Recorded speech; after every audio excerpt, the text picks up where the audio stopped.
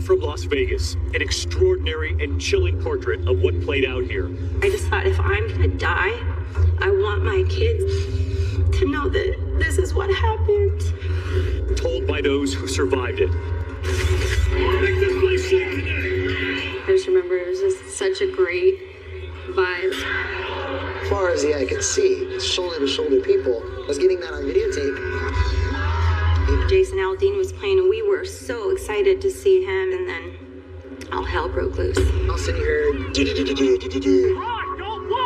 Get everybody off the stage, everybody off the stage. Tonight, their stories of survival, heartbreak, and heroism. Get up on your feet. I just started screaming for somebody to help me. And I just remember telling everyone, just hold on to me. We're gonna get out of here. We're gonna get out of here. Everyday Americans trapped in the unthinkable. He just wrapped his arms around me from behind, and that's when I felt him get shot in the back, and we fell to the ground. Having someone that loves you so much and would take a bullet for you. I'm a professional firefighter. I'm gonna take care of your daughter. I don't know how I'm gonna get her to the hospital, but we'll get there. Get in the truck, get in the truck. People there, just like you and me, were helping people, and that is the most beautiful thing I've ever seen. It feels like I didn't do enough. That gets me the most. Now hundreds of lives, families, changed forever. Don't let some crazy man or person or terrorist make us be afraid to live. The way we win is we be strong. Tonight, a special 2020 presentation, Las Vegas, Heartbreak and Heroes. It's Relaxation Central. There's this kind of legacy of Las Vegas as being the place where something secret happens. Maybe you go on your own. But Las Vegas is also the place where people go in groups to have a wonderful time. And they dance, and maybe they gamble, they hear music. The Route 91 Harvest Festival had been a success for a number of years. It's 20,000 people in a 3-day concert. You had a great cross-section of Americans who all wanted to come to that festival. And it drew all kinds of people.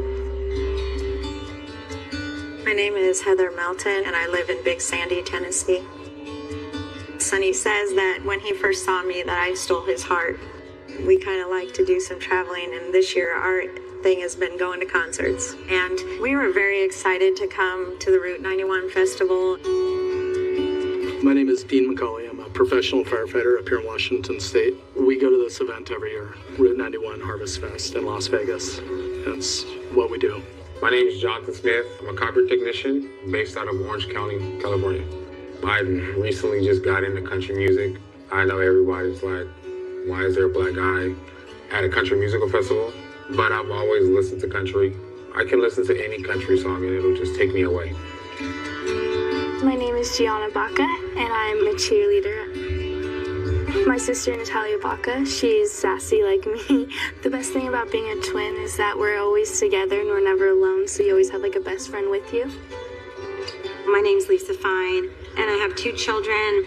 I'm a professional organizer and personal trainer, a nutritionist, and I live in Roseville, California.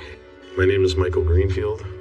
I'm a musician, stage technician. I do a lot of different shows out here, anywhere from doing corporate events to full-on stage concerts. I'm Nick Miller. I'm a guitarist. I play for singer Adam Craig. This was the first time that I'd been to this particular festival. So I was pretty excited to get to Vegas and really experience it. I'm Brianna Scoggin. I'm Russell Black. We got engaged on September 10th in New York. We were sailing and he popped the questions. We were just celebrating the engagement still and got free passes to the festival.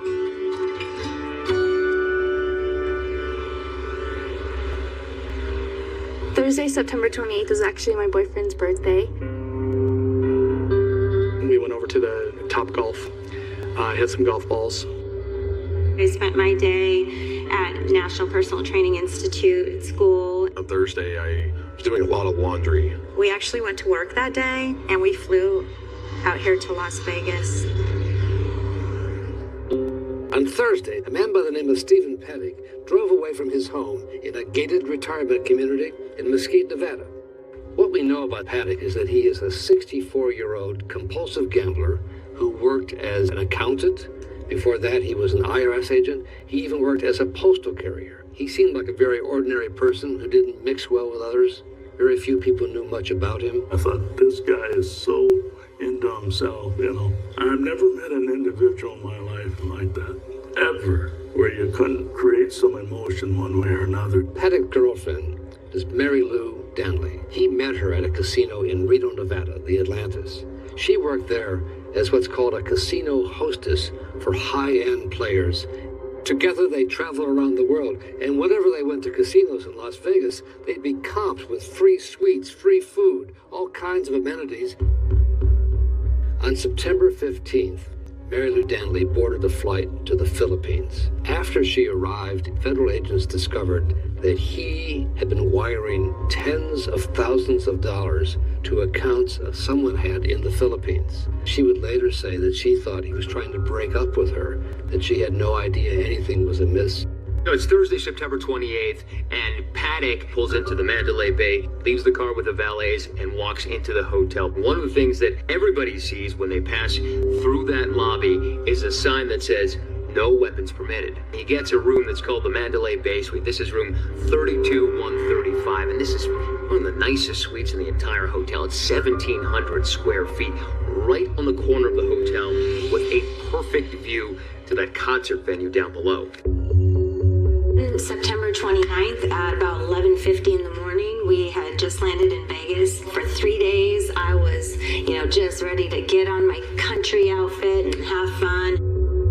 We got to the venue the first day. There were so many bands we were excited about seeing. Number one, especially for Sonny, was to see Eric Church. The thing about these country concerts is it's all a tailgate. It's all a party. You walk in and I'm looking at my phone for my list of all the t-shirts and stuff that people want back home. I bought a cowboy hat, got a bling belt buckle, just really was excited that I was going to have this really fancy cowgirl outfit to wear and dance around and have the time of my life. I decided to wear a Black Hills Manor shirt. It's actually the mountains in South Dakota. So I wore it just for laughs and giggles. I was actually here in Las Vegas covering O.J. Simpson. Here's ABC senior national correspondent Matt Gupton. Simpson has said he wants to move to Florida to be near his children. My sister and I were really excited. We were like, this is our first concert, outside with a lot of people. We were just so pumped for it. Saturday was a semi-normal day. I decided to go in the full ensemble. I even had on a cowboy hat. As the night went on, I ended up dancing with a few women. My favorite musical moment was when Sam Hunt was getting up on that stage and going to sing all the songs I absolutely love. Those thousands of concert goers are down below.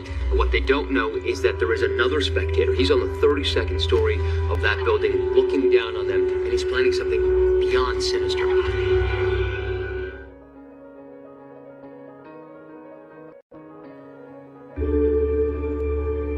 So a casino employee told me that between Saturday night and Sunday morning, she watched Paddock play those video poker games at the high-stakes section of the casino for hours and hours and hours on end. He was there until 7:30 at least in the morning of the day of the shooting, playing that video poker. If gambling is one of his demons, he wanted to get one more fix, and maybe also it pumped up his anger and rage a little bit. We just got up and had breakfast and wanted to watch some football, and then just kind of hung out until we decided to go over to the venue. We're hanging out at the house, putting on outfits and stuff. Just so excited for the festival. We flew into Las Vegas, went straight to the festival and checked in. We started walking into the festival, and I took a quick Snapchat, and the caption read, "Wonder what kind of trouble can I get into tonight?" My parents didn't really like us going places without them. So they're like, oh, you're seniors and you're almost 18. So they're like, we'll just let you guys go without us this time. We stay at the Luxor every year. It's right across the street from the venue. It's right next to the Mandalay Bay. Sunday, I'd gotten the call. do you want to work tonight? Yeah, sure. I'll be there. On Sunday, there was a whole series of entertainment options to choose from. You had David Copperfield. You had a show called Michael Jackson's One from Cirque du Soleil playing at the Mandalay Bay. In addition to the Route 91 Harvest Festival. Las Vegas was alive and jumping as it is every night.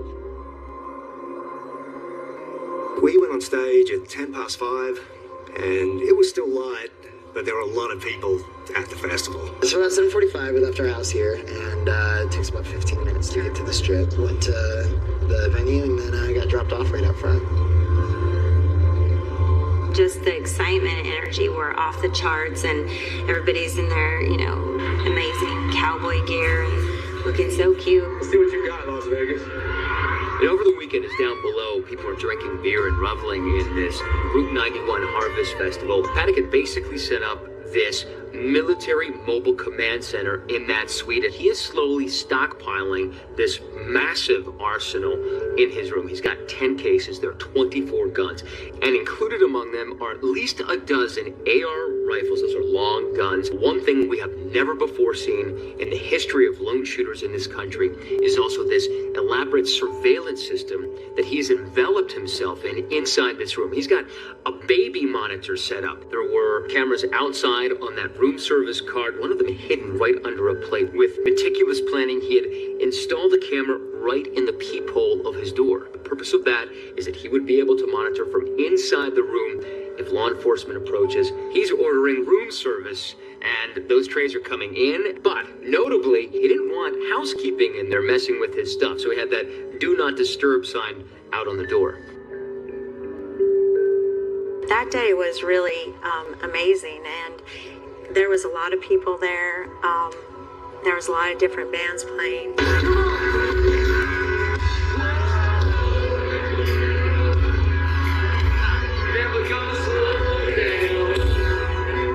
So I want to say I got there close to 9:30 was when my shift was about to start. And then when the talent leaves the stage, we get up there and we start tearing it all out. The venue was set up incredible. You just felt like you were safe because we went through metal detectors. They looked in our purses. I think with the training in the background that I have, I'm always looking for exits no matter what. I do remember looking at these fences and looking like, how do we get out if something goes wrong? There's so many people, like everyone was really nice to each other, even random people. They would come up and dance with you. It was really fun. We're all just excited, we're happy, and the music's incredible. It just, music always touches our hearts and lives. All us girls were like those cowboys that sing those cowboy songs that bring about love and, fun and happiness.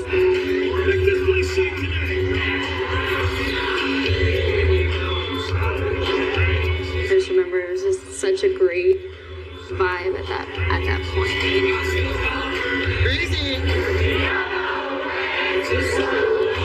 All of a sudden, Journey came on, and you hear this entire crowd just started singing.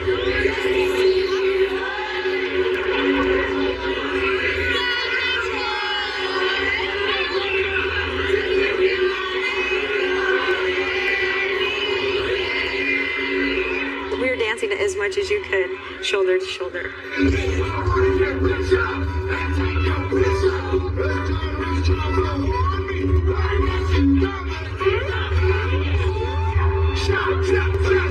It kind of was like a throwback to the 60s with, peace, love, and happiness. Every year that we go, we stand in the same place next to the VIP booth.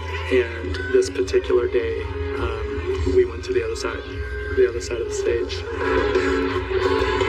And that was a game changer for us. I think one of the most moving parts of the whole 3 days was they sang God Bless America. The whole crowd was singing at the top of their lungs, and they had their phones lit up.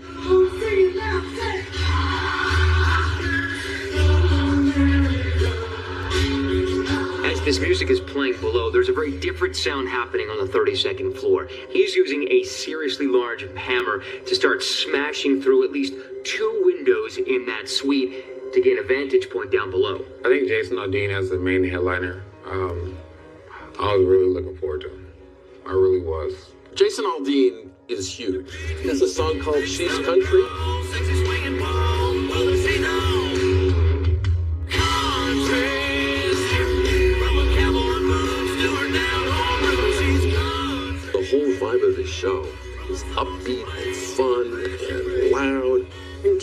Dean started, I was so excited to see him. You have this sickening feeling that none of these people down below had any idea of the carnage that was just about to befall them. We had the VIP wristbands for like the neon tent. We took a photo, her and I took a photo. After that photo, the contrast was so dramatic. I mean, it's the calm before the storm. You had not a care in the world. 2 minutes later, literally 2 minutes later, I looked at the timestamp and everything changed. Like with an instant.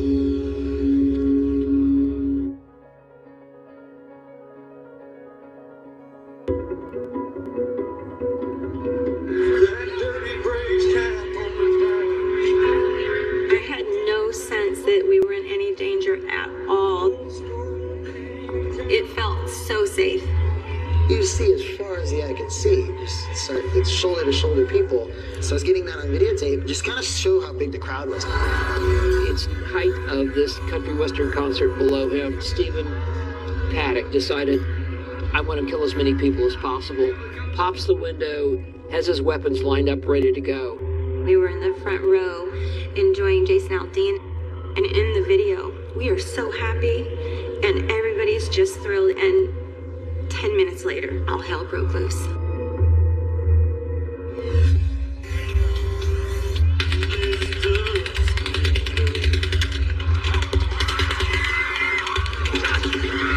The shots fired, it felt like fireworks, honestly.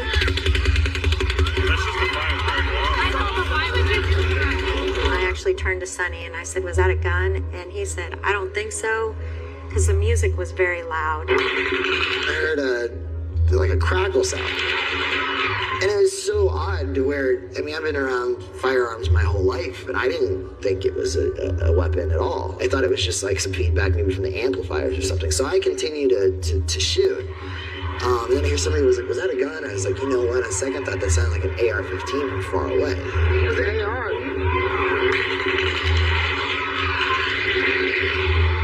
It sounded like something out of, you hear in the news with Afghanistan, Iraq, any of the movies we see now. Just click, click, click, click, click, click, click.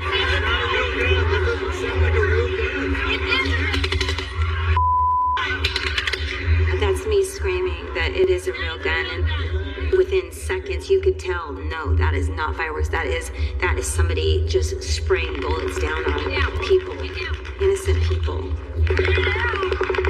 So I think that's guns. And that's when Jason Aldean ran off the stage and people started running. I had a little mini flashlight, so I start waving it to everybody. I'm like, guys, get everybody off the stage, everybody off the stage. I see the road crew and a bunch of people running off the stage, taking Jason Aldean with him, running as fast as they could down the stairs. And my first instinct was to get the flashlight on the stairs so that they can at least see where they're going. They weren't stopping. The shots were not stopping. They just kept going and going. And I mean, the only thing that we could think of was just to run. Just to run. Guys, keep going, please, please. My boyfriend threw. It seemed like forever, but it must have been at least 2-3 minutes to get to Sunrise Hospital. They took me out and they were like, he has a GSW to the neck. He needs to go to Trauma 1. It wasn't very long before I knew that he had passed. I mean, really in my heart, I feel like it happened on the field. And they pronounced him, and I was right outside of the room when they did. And I just kissed him and hugged him. It's like, how can this be real?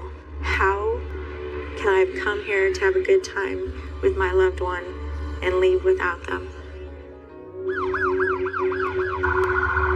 We got in the car and went the opposite way of the strip.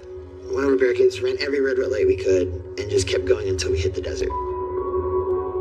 I just remember my brother coming to the door, and I just hugged him so tight, and we were both just crying.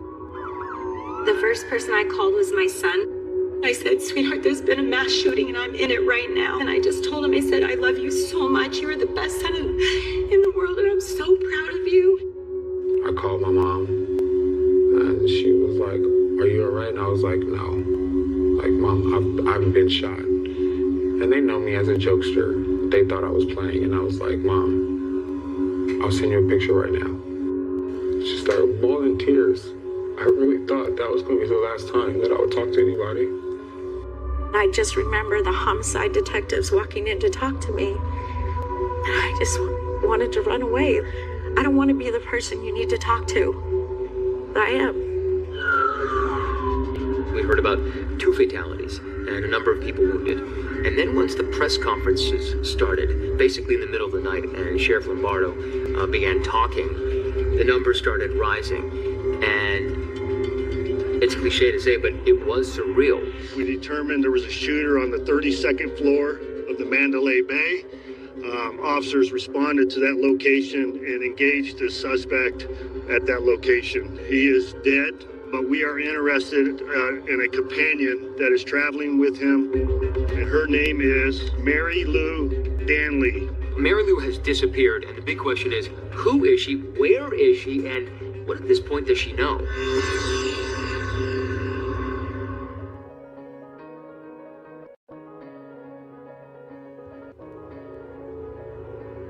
Vegas made world news on its own just by being a tourist attraction, being a hotspot. And now we're labeled something else now. The deadliest mass shooting in history has happened here in Las Vegas. It took me about a day and a half to try to wash this blood off, somebody else's blood who I don't even know. I don't want to say that I'm going to have PTSD or anything, but there's a part of me that it feels like I didn't do enough. That gets me the most.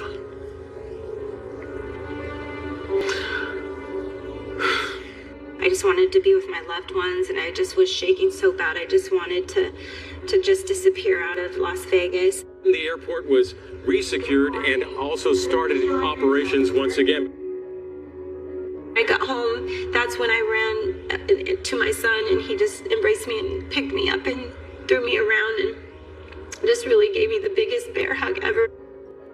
You still can't look her in the face? I'm sorry. That's the one thing that brings things back is, it's just little weird things like that. And I look at her and it's just... You've been consoling him? Yeah. How do you try to help him? Just try to be there for him. He'll kind of go and hide, and I'll just let him do his thing. And you know what he's doing when he goes to hide? Yeah. Because I know, he doesn't want to express it in front of me. Why? I don't want her to relive what we went through. 59 people were killed in this attack. There are hundreds of patients in hospitals throughout Las Vegas. We're hoping to go home today. I'm just waiting for the mortuary to release Sonny. I am adamant that I'm not leaving here without him. I want to get him home. I want to see my kids, but my kids are anxious to be with me, so I need to get to them. In my wildest dreams, I would never imagine this scenario. I'm going back with 2 suitcases, and my husband's going to be in the cargo. This is not how I want to fly back with him. It's just almost unbearable to think about.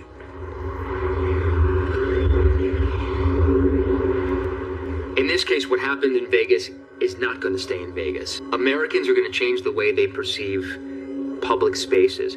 In the aftermath of the shooting, the first thing that was critical was to figure out what was the motive, what drove him. Right now, there are still FBI forensics teams combing in groups through that fairgrounds. They're trying to make sure that they don't miss a single piece of evidence. Stephen is an odd duck from the standpoint, he's a guy that sort of created, in my view, this mask of sanity where he acts okay on the surface, but inside is unbelievable turmoil. And there was another major development. The gunman's longtime girlfriend, Mary Lou Danley, is now being called a person of interest. Mary Lou Danley arrived late Tuesday night on a flight from the Philippines. Authorities were hoping if they talked to her, they might learn more about the mindset of the shooter, about his motive. She claimed to have had no knowledge of all, of what was going in the house she shared with the shooter. Among law enforcement officials after her account, there was great skepticism, based on the simple fact that how could she not notice something was going on? Stephen Paddock seems to be the personification of evil, but there are also these flickers of beauty, of humanity, people sacrificing their own safety for complete strangers. I've replayed that night in my head a million times. I'm excited to see Natalia. It'll help both of us heal, I think, quite a bit. Remember me?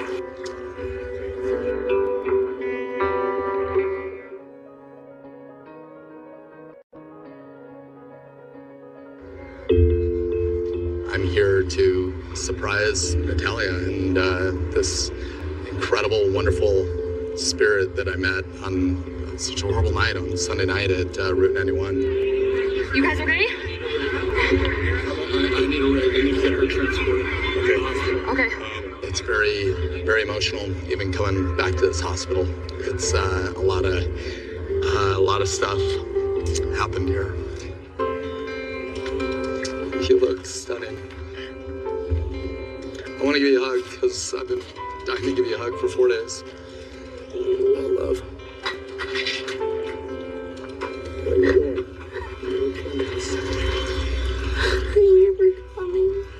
You're amazing. I will be able to heal knowing that, I made a difference because there's a feeling that I didn't do enough. And I think a lot of us first responders feel that way because there was a lot of people who didn't make it. The reason I'm here tonight is because of Heather Melton. There's a bunch of Sonny who died. Over here, section 3, row F. There's some empty seats, and that's their seats. I don't want his name to be forgotten, and I want more people to know the name Sonny Melton than they know whoever that guy is who shot us. Something broke in me on Sunday night when that happened. And the only way I've ever fixed anything that's been broken in me is with music. So I wrote a song. Yeah, when the morning sun hit the mountain. This shirt has kind of become a symbol of him to me, and I'll always remember him wearing this shirt. I plan on burying Sonny in this shirt. I asked the God of all knowing wisdom, why you and why not me? Music brings people together, and coming together like that in response to an event like this, it helps everyone heal. When you see the faces of the victims, you see how different they were. There are people from all over the country. They were African Americans and Hispanics and gays and straights. A community that's not based on geography, that's not based on anything except love of the music. Why you full of life and promise, at the top of your lungs so loud. My songs that you sang so sweetly will ring in my ears forever now. Yeah, when the morning sun hits the mountain and a glorious still comes the breeze, I'll ask the God of infinite wisdom, why you and why not?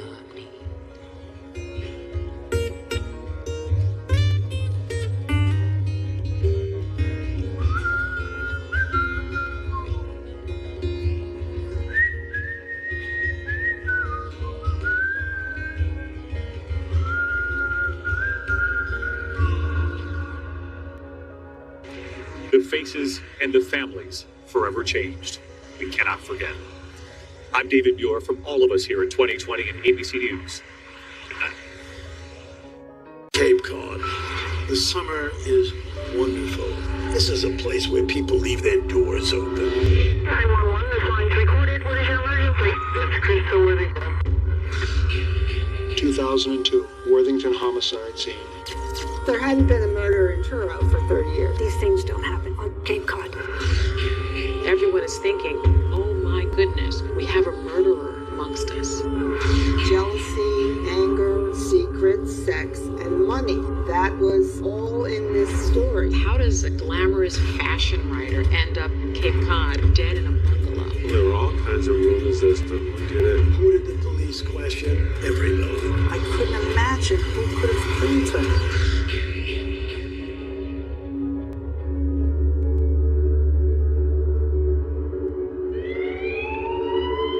It was January 6, 2002. I was an EMT on the Truro Rescue Squad. The pager that I had went off and said that we had a rescue call for an unresponsive female at 50 Depot Road. And I thought, gee, I think that's the Worthington residence.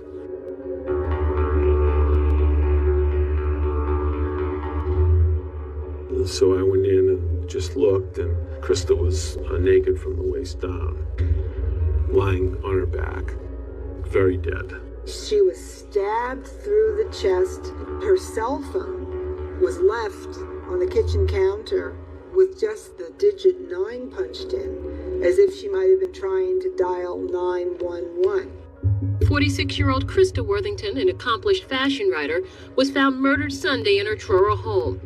It was everyone's worst nightmare. A woman alone in her home with her 2-year-old child in her beautiful cottage in Cape Cod overlooking the Atlantic Ocean, being found dead. It involved a single woman who was a mother with an out-of-wedlock child, fathered by a local Lothario, murdered with her baby daughter left beside her for 36 hours unattended by anyone.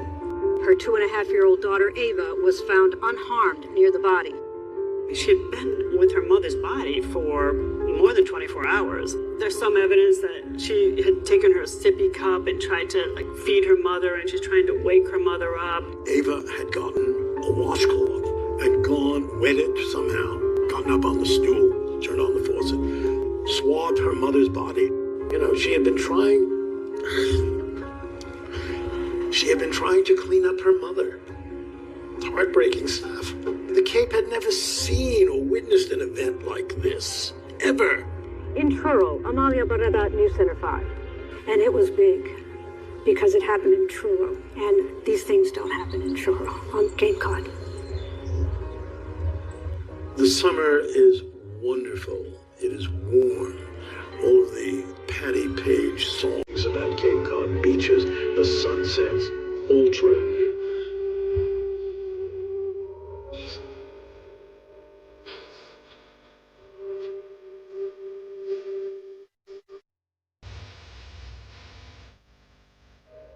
For beauty, for beaches, for wonderful fishing, for shell fishing, for solitary walks. There's just nothing like it anywhere that I've ever been.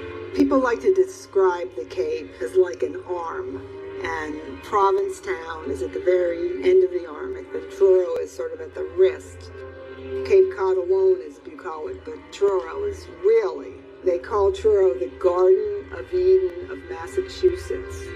Truro is known today as the most rural town in Cape Cod. We have no town center, we have no streets, we have a post office and a general store.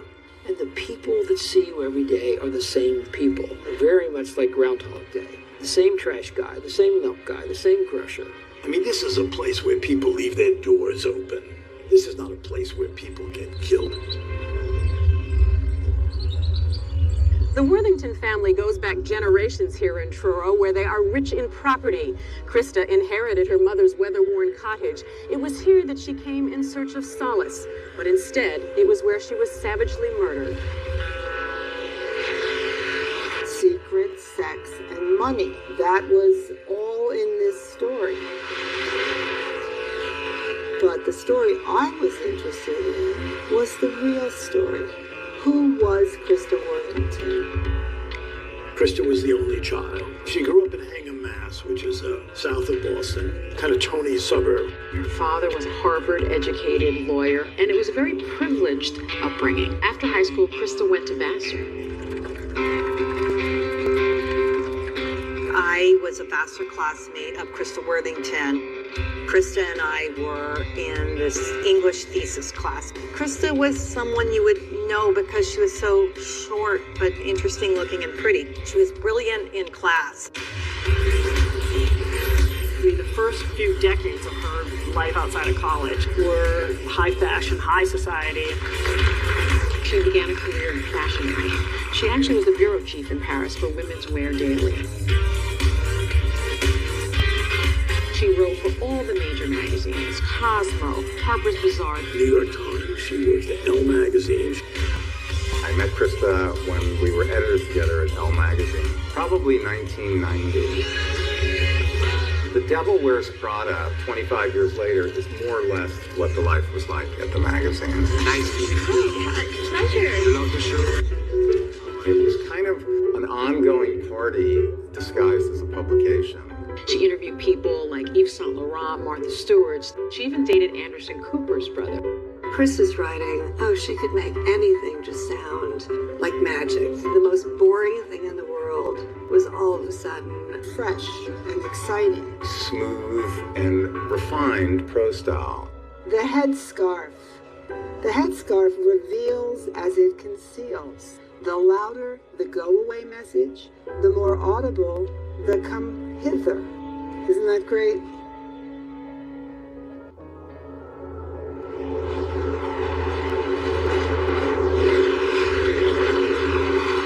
I remember talking with Krista about her leaving New York City. There was nothing directly to predict that this could have happened to her. The question on a lot of people's minds is, how does a glamorous fashion writer end up in some small town in Cape Cod, dead in a bungalow? There are the immediate investigation of all of the relationships that the victim has and has had, as well as putting together of the tracing of her movements in the last days and hours. There was nothing to indicate who it might have been. The house at 50 Depot Road is isolated. It isn't something that you happen to walk by because it sits well in on a long driveway. So you would have no idea of any activity going on in there. I couldn't imagine who could have killed her. I couldn't even think of it. There was so much talk about who did it and who had the motive, and believe me, everyone in this story had a motive. The whole thing was just really bizarre. January 6, 2002, Worthington homicide scene. This is the first murder in this town in 30 years. With all the media attention surrounding this, is going to put enormous pressure on the police department to solve this and solve it fast. I was told by the state police that Tim Arnold was their #1 suspect. Her last living boyfriend. He lived next door. He's the one who found the body. Why would he go there that night? Is that true that he was going to return a flashlight? 911, what is your emergency? It's Krista Worthington. I'm sure she's dead.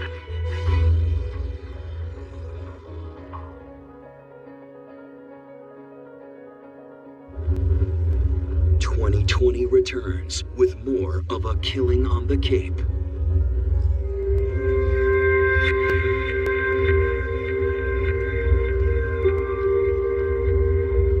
Come the late fall, the weather turns vicious.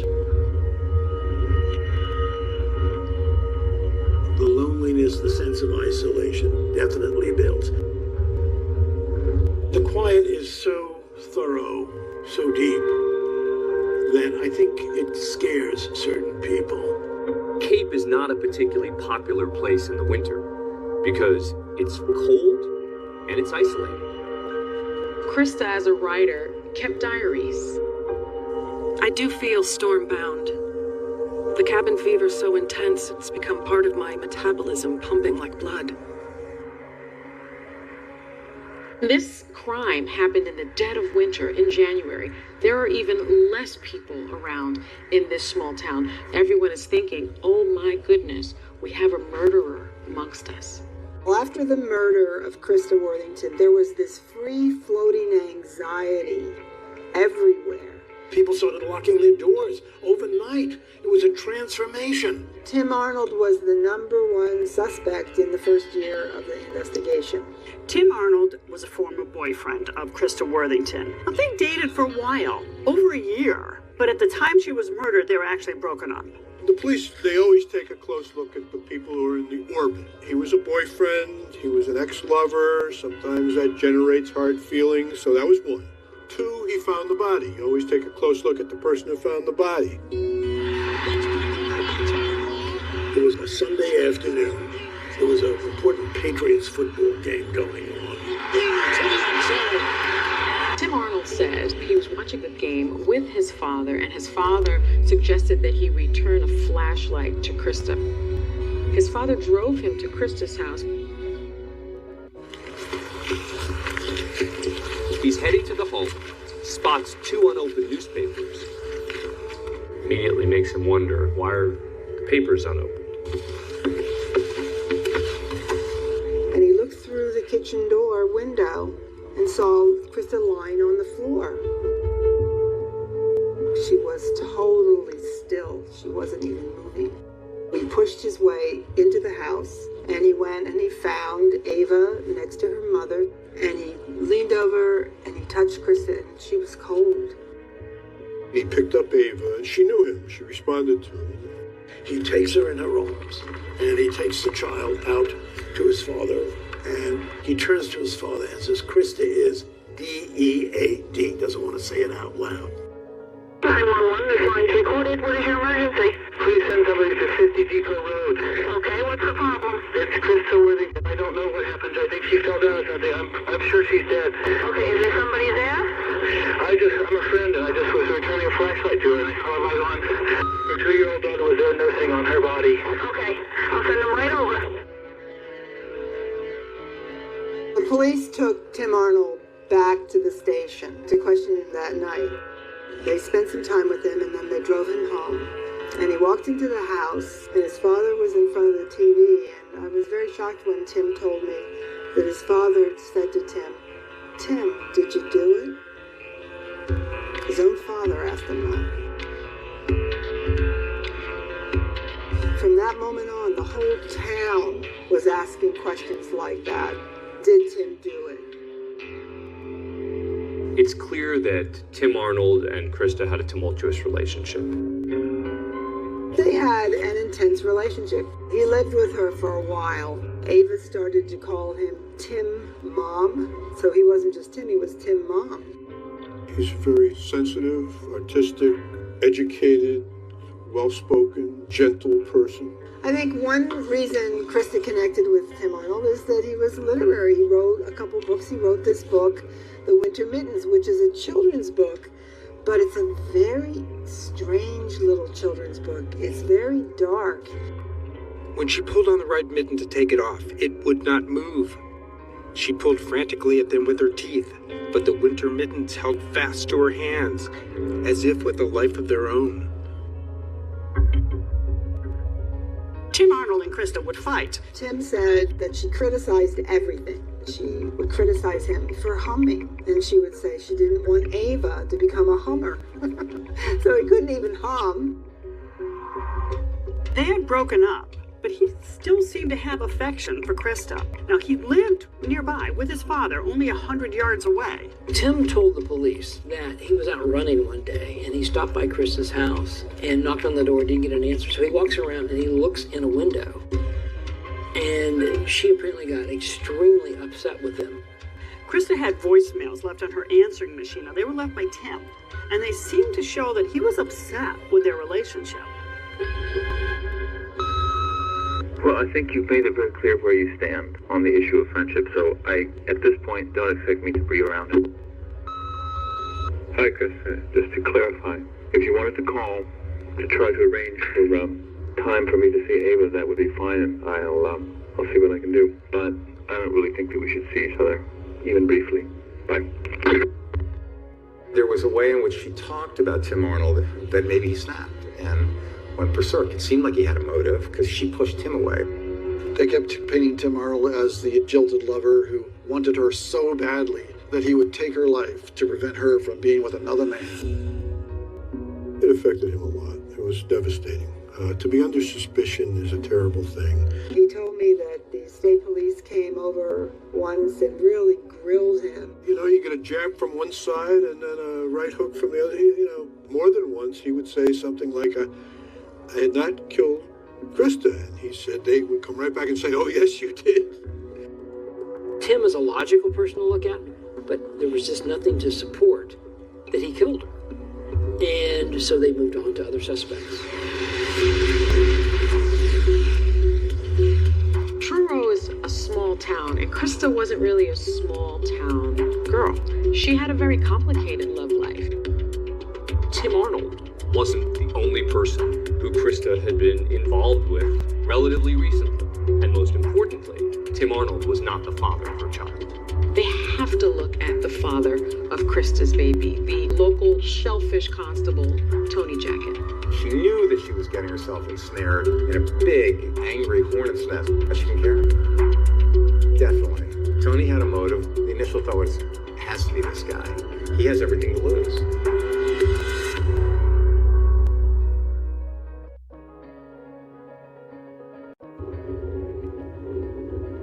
The unexamined life isn't worth living, but the examined life will make you want to die. The first step in trying to solve a crime is to understand, get to know the victim. What's going on in their life? What is their personality? And you look at her life in New York. What went on in those relationships?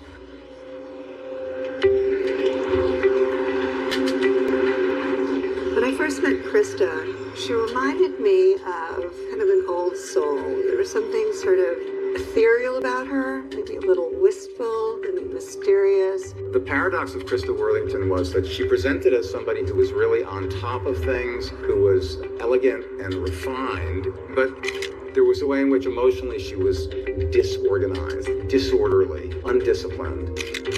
She was no mild-mannered, timid soul. She was an obsessive personality. She obsessed about books, she obsessed about money, she obsessed about sex.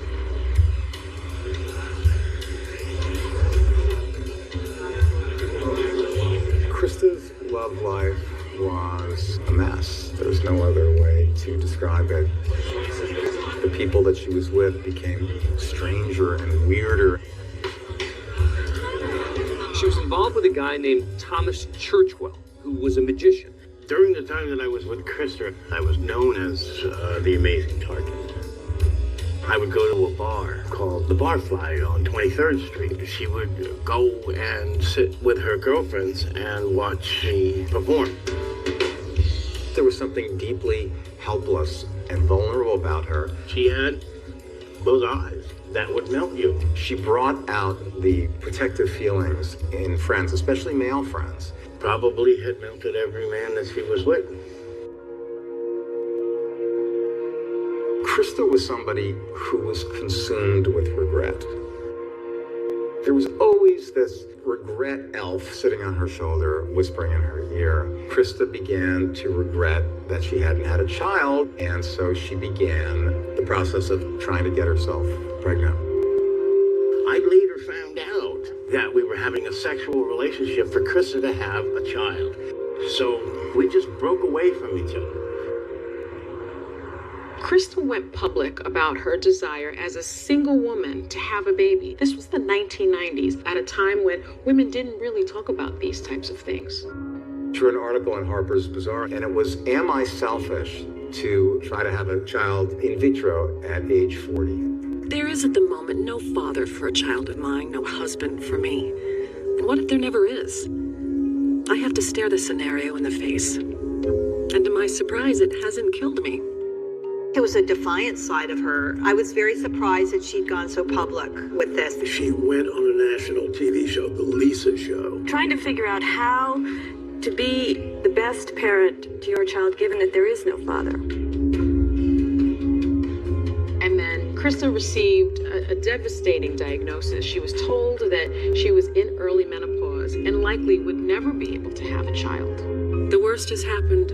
The thing I dreaded and never really believed would happen, and yet always knew would. It seems she wanted a change in her life. Krista decides to leave New York City to go to Cape Cod.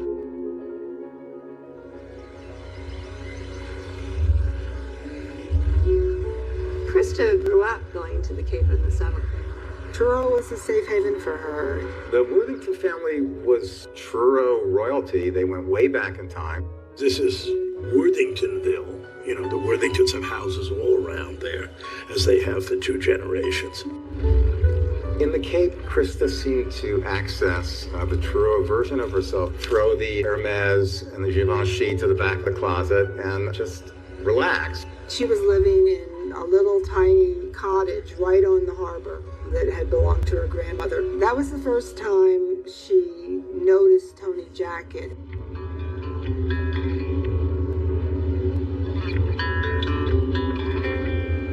I got to know her a little bit. I think there was a time that she asked me to do something up at her house, and that was how when I got to be more friendly with her.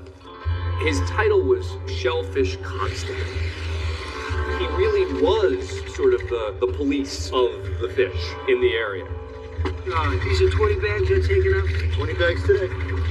He was good looking and dashing. People talk about his thick, black, curly hair. Tony was the kind of guy that women wanted and men wanted to be. Before you know it, he was going over to her house for tea. I remember thinking, go home, and I would turn right, go right up the driveway. And then, of course, it became a little deeper. I think I got caught up in the idea of a romance. It was just exciting, you know. The thing that makes the relationship with Tony kind of tricky is that he'd been married for 27 years and had 6 kids. If there was a sweeter person on earth between the hours of 8 and 9:15, I would not believe it. Tony became tender, and we were made new, spellbound. I love him. It's a small town. You're nervous, or at least aware that, you know, you could be seen. The thrill of ordering pizza in public, that is adultery. When ordering pizza becomes a thing of beauty. This was no secret. You know, gossip. Everybody knew. She tells me that, I think you should sit down. I have something to tell you. I'm pregnant. So I'm thinking, how could I be so dumb? She had been told that she couldn't have babies. She became pregnant at 42. Now I'm at my desk looking at 3 sonograms of the baby. Tony's baby. Once she gets pregnant, they decide to end the relationship. And Krista initially says that she's going to have the baby but not tell anyone. It's going to be their secret. From her diaries, it's clear that as her pregnancy progresses, she's becoming more frustrated with Tony's lack of involvement. I wonder if it will always be like this.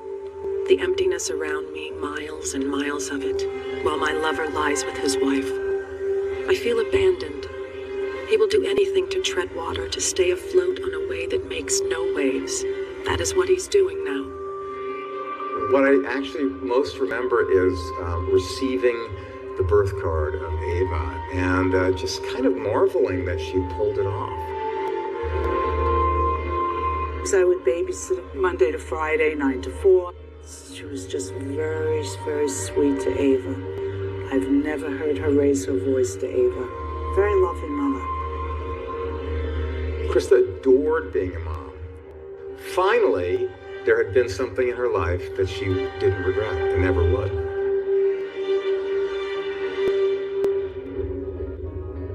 When Ava is about 1.5 years old, she decides that she does want Tony to tell his wife, Susan, that they have a child together. She decides, I want Ava to know her father, and telling your wife that that's your problem, that's your job. I know he is preparing his denials every which way. I feel like ruining the joyful Christmas with a little letter on my birthday. Why should he get off so lightly? Krista wrote a letter addressed to Susan. She details the affair that she was having with her husband. The first day we slept together, we were in bed from 11 a.m. to 7 p.m. This was a letter written by one woman to another, meant to hurt, to injure. The letter would definitely be important for police. Well, there were all kinds of rumors. all kinds of rumors as to who did it. Was it Tony? Was it his wife?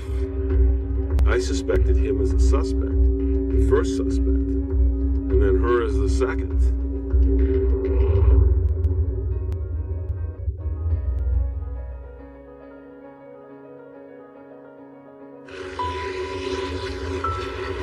My darling daughter, I am interested only in your welfare, only in you.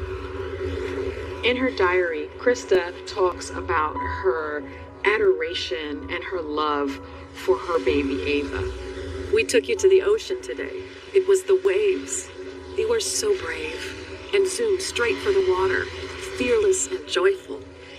She also feels tremendous resentment towards Ava's father, Tony Jackett. She feels abandoned by him. I get so upset that that creep is her father. How he has let me down. They decided that they would tell no one about the baby. But when Ava is about 1.5 years old, Krista demands that Tony tell his wife, Susan. The baby got to an age when she started to talk and was able to start asking questions. Like, where's Dad? That's when she wanted me to tell my wife. I was totally devastated. I was so shocked. I never wanted to leave. He was never unhappy. He was just a naughty boy. Susan, God bless her, welcomed Krista and Ava into their lives. Tony and Susan and Krista would have Sunday dinners together. And the theme of this was, let's give Ava a home. She wanted to develop a relationship with little Ava, knowing this is her husband's daughter. The last time Krista is seen alive for certain is in a surveillance video from a Stop and Shop Friday afternoon. We see her with her daughter, Ava, pushing a cart. It's always eerie, sad to see a video of a victim in the last moments of the person's life. Little did she know that within a day she would be dead. Krista Worthington found stabbed to death in her Truro home, her then 2.5-year-old daughter clinging to her lifeless mother. George Malloy was one of the first medical personnel, EMT, to arrive at the scene. Most importantly, he's the one who has to comfort Ava. I just sat down and tried to communicate with this little girl. I didn't know whether she had witnessed her mother's death or what had gone on. I was asking her, when was the last time you had changed? When was the last time you had anything to eat? There was no response, really. Different people started to show up. Tony's wife, and Tony showed up.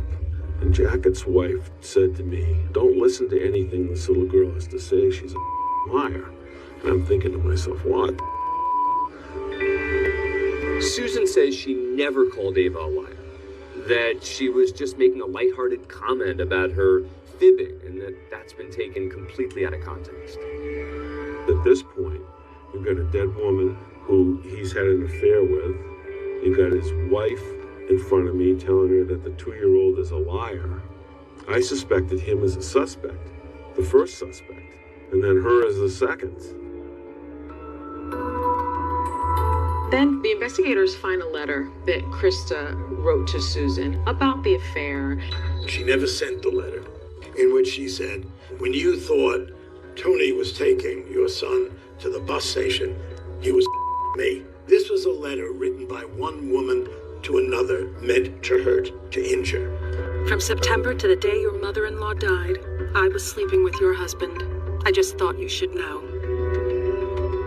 The letter would definitely be important for police, because they're going to be wondering if Krista was so angry at Susan.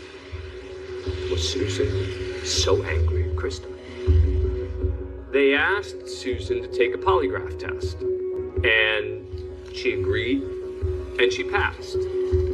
As the investigation turns towards Tony Jackett, the investigators realize that there may have been a lot of pressure on Tony Jackett. She wanted him to help her bring up this child, putting her on his health insurance and providing financial support.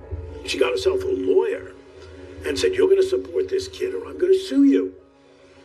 Maybe, Tony wanted to get Krista out of the picture so he could just take Ava and raise her himself. Why would I want to kill her? But they're getting information that says otherwise. That Krista wanted money, that Krista was going to go to court. At the same time the murder investigation begins, Tony has a custody battle. Amira Chase was Krista Worthington's very good friend. Krista had a will, and in it, she named Amira guardian of little Ava. She's like a light in our family. She's a beautiful little girl. And we love her. The DA was there. He had gotten up to speak and said, look, we can't rule Mr. Jacket in or out as far as being someone that could have committed this crime. He didn't want to put his family through even more pressure, so he stepped back and Amira stepped forward. The decision is that Amira was going to get custody. The investigation seemed stalled. So what you do is you make the circle bigger.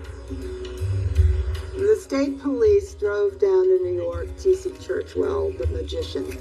They said, well, we feel that you did this. And I'm like, why? And they said, well, because it's something that a magician could do. He could create this mystery. And I said, just because you can't figure it out does not mean that it was a magician that did it. There were so many different possible suspects. This case almost becomes like a game of Clue. Even Krista's father and his girlfriend were potential suspects in this case. Christopher Toppy Worthington, 72-year-old, Harvard-educated lawyer, turns out had a 29-year-old girlfriend who was a former prostitute and heroin addict. Toppy was taking money and supporting Elizabeth Porter. The names on apartment number 4 are Worthington, as in Christopher, and Porter, as in Elizabeth. On top of the sort of social embarrassment of having her dignified elderly dead cavorting around was the fact that she was watching her future share of the estate go away. She wanted this stopped. Elizabeth Porter kept her hood up and her head down today. State police questioned her in the investigation into the stabbing death of fashion writer Krista Worthington this month. Perhaps the girlfriend offed Krista as a way of continuing the gravy train. Interestingly enough, Toppy and Elizabeth did not pass their polygraph tests.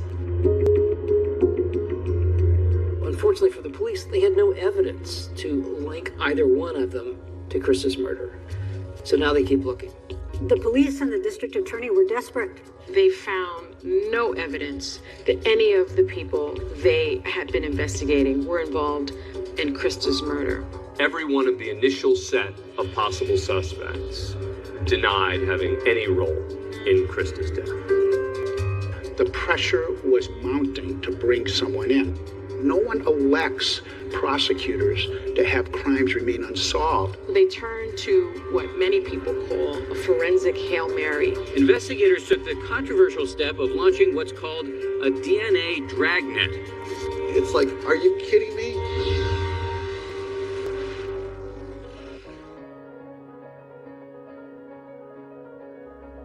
(2002) Worthington homicide scene, Truro, Massachusetts.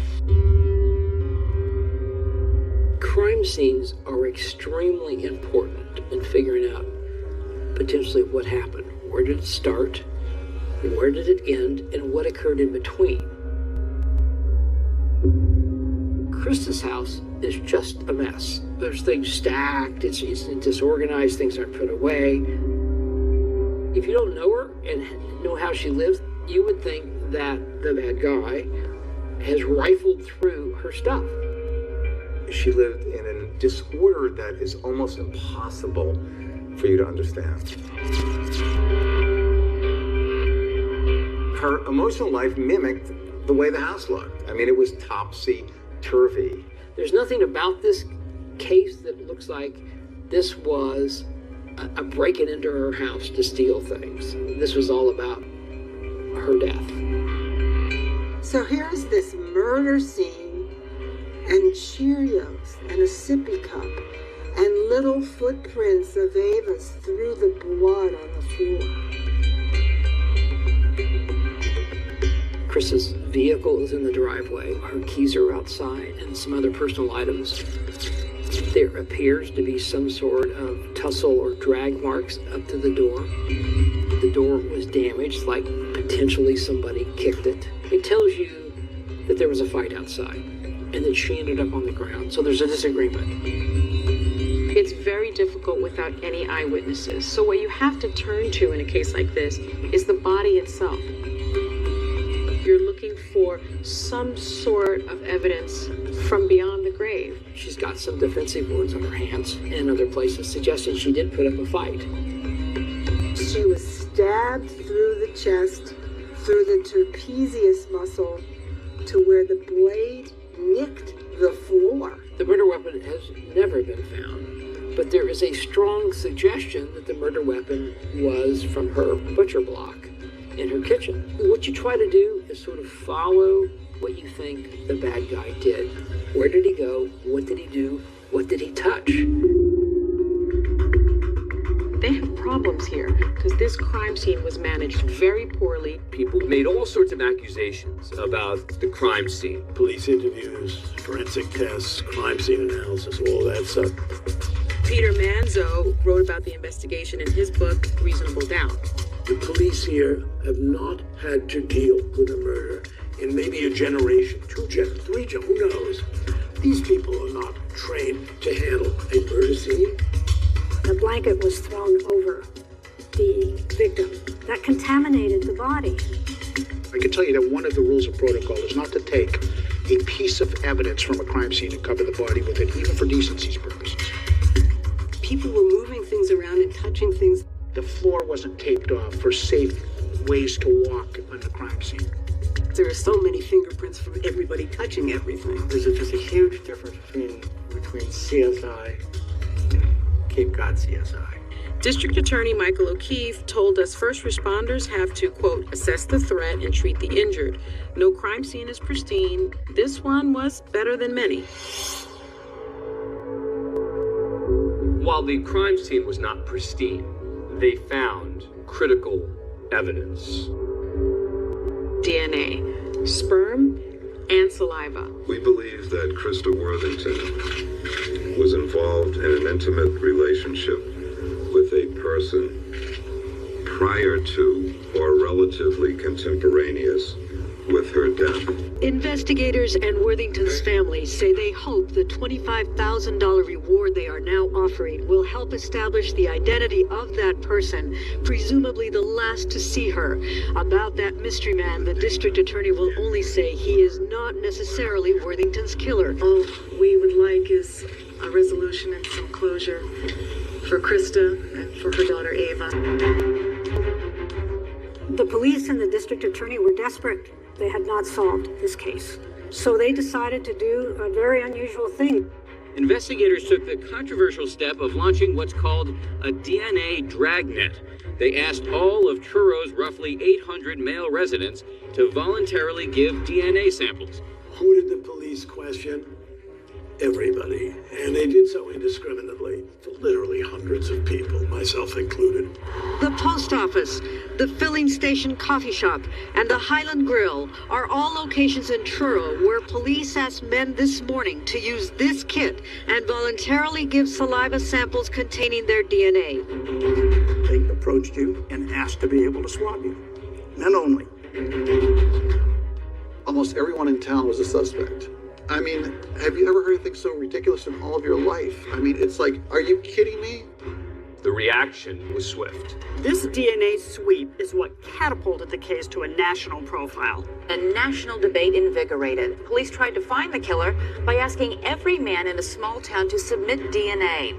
Civil libertarians were outraged. And it wasn't so much to get the DNA, it was to find out who's reluctant to give it. The district attorney says investigators will look more closely at those who do not cooperate. I would just say to any member of the public that they should have no trepidation about cooperating with the police. This is Big Brother. This is 1984 type stuff.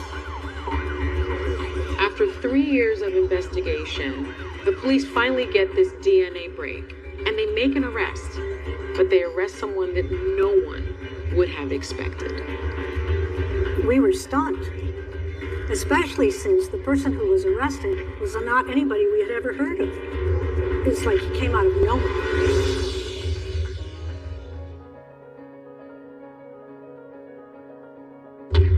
Krista Worthington, found stabbed to death in her Truro home. How does a glamorous fashion writer end up in some small town in Cape Cod, dead in a bungalow? It was everyone's worst nightmare. A woman alone in her home with her 2-year-old child. She had been with her mother's body for more than 24 hours. Secrets, sex, and money. That was all in this story. There were so many different possible suspects. This case almost becomes like a game of Clue. Who did the police question? Everybody. They arrest someone that no one would have expected. It's like he came out of nowhere. I think there is so much mystery that still surrounds this case.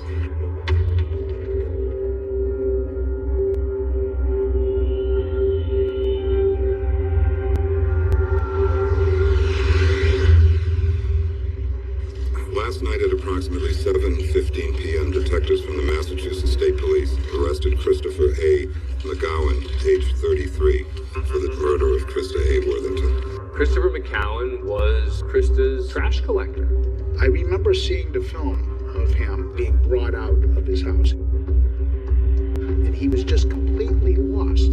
He's been arrested for murder of the most high-profile case in Cape Cod in half a century.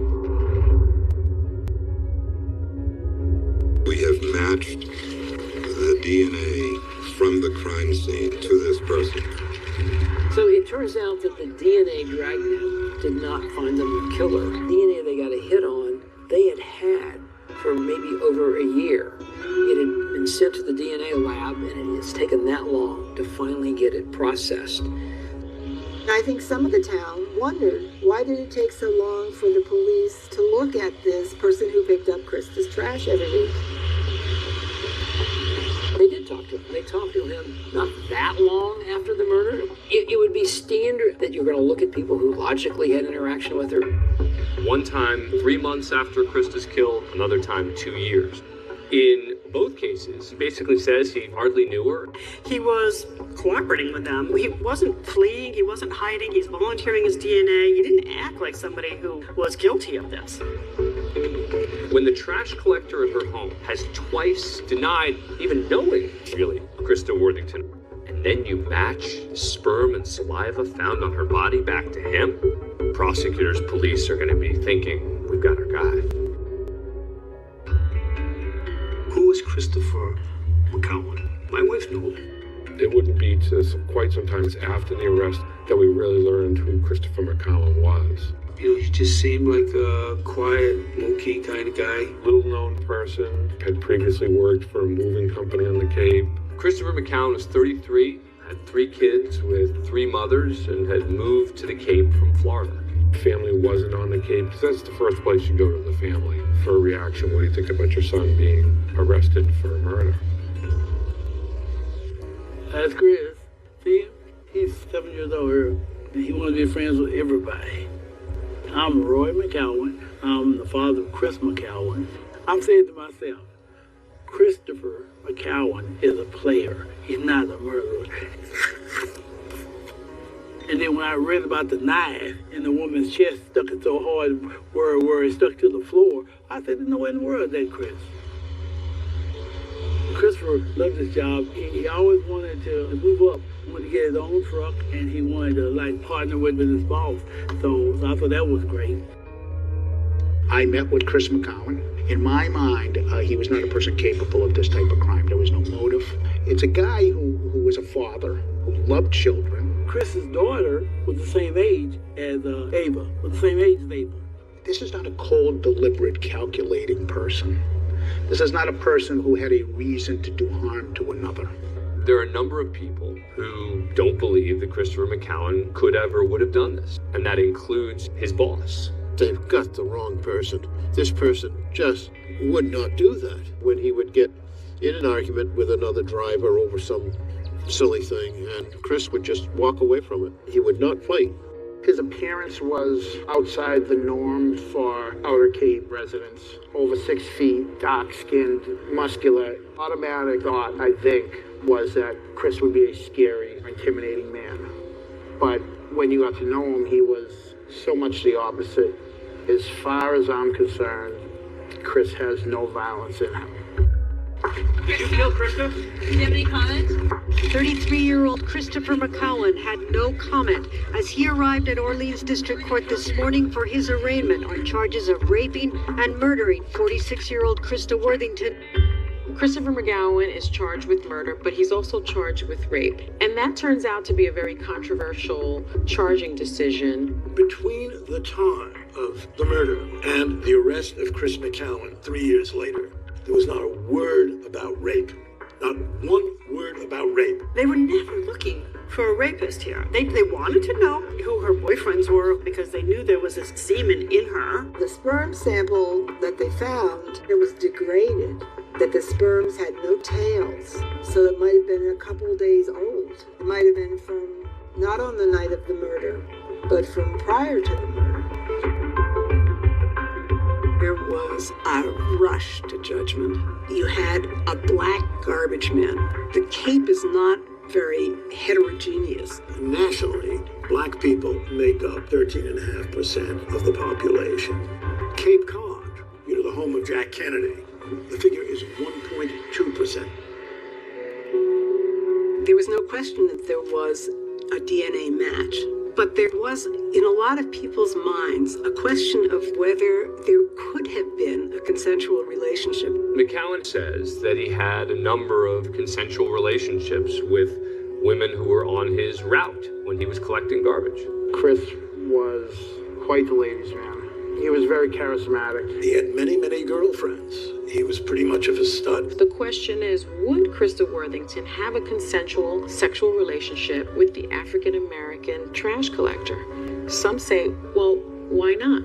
Krista's need for love and affirmation was so great that it wouldn't surprise me in the least if she had slept with him.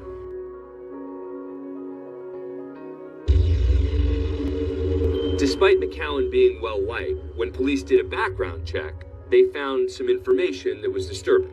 McCowan had a criminal history for grand theft and burglary and had served time. Most importantly for this case, he had 5 restraining orders out against him from women who he knew. The allegations ranging from grabbing someone's neck, strangling, pushing, scaring. Restraining orders, I think when the general public look at them and go, he did what? You have to look at the nature of this homicide. I mean, stabbing somebody, you gotta literally be right on top of them. Does he have the capacity to do that? There's nothing in his history that would suggest that. I mean, typically people who commit these types of homicides, they've used knives before. He doesn't really sort of fit a person that would commit this type of homicide. 33-year-old Christopher McGowan was arraigned this morning in Barnstable Superior Court. The records show that the defendant, Krista M. McGowan, is in the courtroom charging the defendant with murder in the first degree. How do you plead guilty or not guilty? Not guilty. Not only did Christopher McCowan say he did not murder Krista Worthington, but he points the finger directly at someone else. Good afternoon, sir. A nice loud voice. Can you tell us your name for the record? Jeremy Fraser. Did you kill Krista Worthington?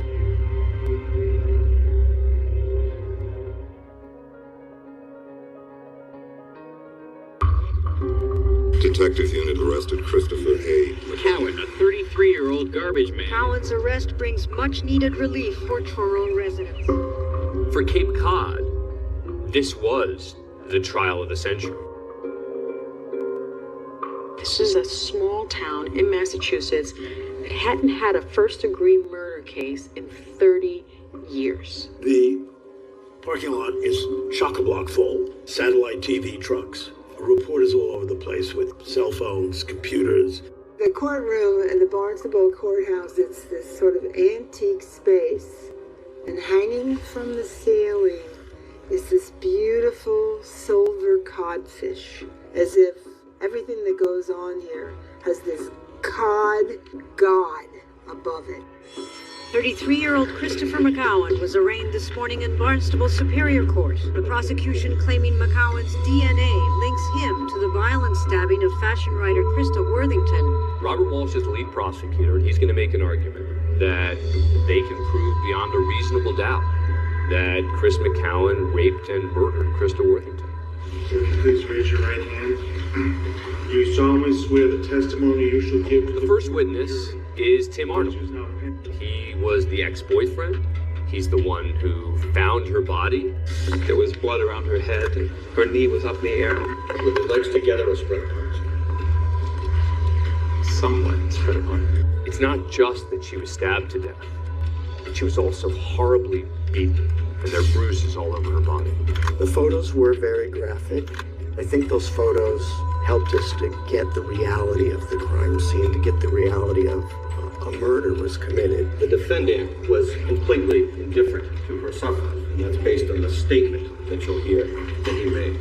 A major component of this case was Christopher McGowan's statement given to the police during a very long interrogation. The prosecution relied upon it. Christopher Mason, the lead detective from the Massachusetts State Police, was a professional police officer who presented very well, and he was credible. And did you have occasion to interview a Christopher McGowan? Yes, I did. The first two times that McGowan was questioned by the authorities, basically denied knowing her, but then they hand him the DNA report, and everything changes. And I informed him that the report from the State Police Crime Lab concluded that it was his DNA on the body of Krista Worthington. And after you showed him that report, slid it across the table to him, what did he do next? Mr. McGowan then stated, it could have been me. It could have been me? It could have been me. So McGowan is saying it could have been me who had sex with Krista because it was his DNA. Some of the strongest evidence against Christopher McGowan is his statement. I mean, he denies knowing her, and then his semen is inside her. I mean, hello? And then his statement gets more and more incriminating. In his statement to police, Chris McGowan first says that Krista asked him to help dispose of a Christmas tree. Mr. McGowan explained to me that he had had a discussion with Krista Worthington that evening in that house about getting rid of the Christmas tree. That Friday night, is that correct? That's correct. McGowan's statement to the police progressed to the point where he admitted that he had sex with Krista Worthington on the living room floor. His response was, I don't know. Is that a direct quote, sir? Yes, it is. He changes the story and introduces another person, a friend of his, that he would socialize with. He also goes on to say, I wasn't the only one there. Jeremy Fraser and I went up there. Jeremy Fraser becomes a player in this case. He's young, under 21, knows Chris McGowan because they apparently hang out and run in the same circles. Jeremy Fraser admits that he was with Chris McGowan earlier in the night that Krista Worthington was killed. I ain't gonna kick you yet. And there's video in this bar where you can see them. In his statement to police, McGowan says that he and Fraser leave the juice bar and go to Krista's house. Mr. McGowan stated that he gave Jeremy Fraser directions and that Jeremy Fraser drove down to Krista Worthington's residence. McGowan claims that he asked Jeremy to drive him to Krista's so he could have sex. He didn't want to drive himself. He was afraid of getting busted for drunk driving. He was wasted. He then indicated to me that Krista Worthington was, quote, startled to see us. Stated that he probably said something like, I'm tipsy. I just wanted to get some real quick. Mr. McGowan informed me, quote, she was cool with it. McGowan's account was that he went up there and he and Krista got it on. And Jeremy, meanwhile, was taking her possessions. He indicated that following the sex, Krista Worthington confronted Jeremy Fraser about what he was doing. And he and Jeremy Fraser then left the residence, and that Krista Worthington followed him out. At which point, again, this is the McGowan account, Krista comes barreling out of the house and starts screaming at Fraser, you thief, I want my stuff back. What did he say, sir? He stated, Jeremy lost it, and I just followed suit. It was pandemonium. They get into a fight in the driveway. He stated that Jeremy beat her, He beat her. He said we put the boots to her. He said I still can hear her hit the ground. She hit the ground hard. He stated that Jeremy dragged her under the arms and brought her into the house. McCowan says that Frazier was beating on her and he punched her in the face and in the chest. And he said it was Frazier who took a knife and stabbed Krista through the chest. They asked Mr. McCowan what would he say to the troopers in Truro, and I determined that Jeremy Frazier was somewhere other than Truro on that evening. And what was his response to that, please, sir? His response was, then it's all on me if Jeremy can account for his time. That was the final version that emerged from the 6-hour interview. You have all of those versions, which was from I did have sex with her, to being around but wasn't involved in the homicide, to literally sounds like being in the same room when the homicide occurred. He changes the version, but he never puts a knife in his hand. He never vacillated from the fact that he never killed Krista Worthington. The defense said that Christopher McCowan's statements to the police could not be trusted. The statement is not what the paper it's written on. McCowan's mental and emotional condition lent itself to false confession. He was putty in their hand.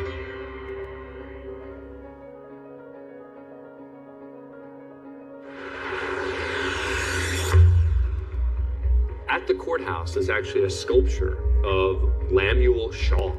It was Lemuel Shaw who formulated, more than anyone else, the doctrine of reasonable doubt. If these jurors think it is reasonable to believe that someone else killed Krista Worthington, that's reasonable doubt. And that's an acquittal for Chris McGowan. The defense said that Christopher McCowan's statements to the police could not be trusted. The statement is not what the paper it's written on. McCowan was spoken to for about 6.5 hours. That interrogation was reduced to a 27-page report by State Trooper Chris Mason. The interview was about 6 hours, is that right? That's correct. I took notes. Now, 6 hours of talk translates more to 300 to 400 pages. They should have recorded him, at a minimum audio recorded him, preferably video recorded him, because it was too crucial a statement. Mr. McCowan indicated I plan to have my interview electronically recorded. Apparently, under Massachusetts law, someone being interrogated can refuse to have it recorded. And indicated to Mr. McCowan that the courts prefer that the interview be recorded to ensure accuracy, but that it was his decision to make. Christopher McGowan says that he did not say the things that the investigators say he said, and he says that he was under the influence of Percocet, cocaine, and marijuana. He doesn't even really remember giving the statement.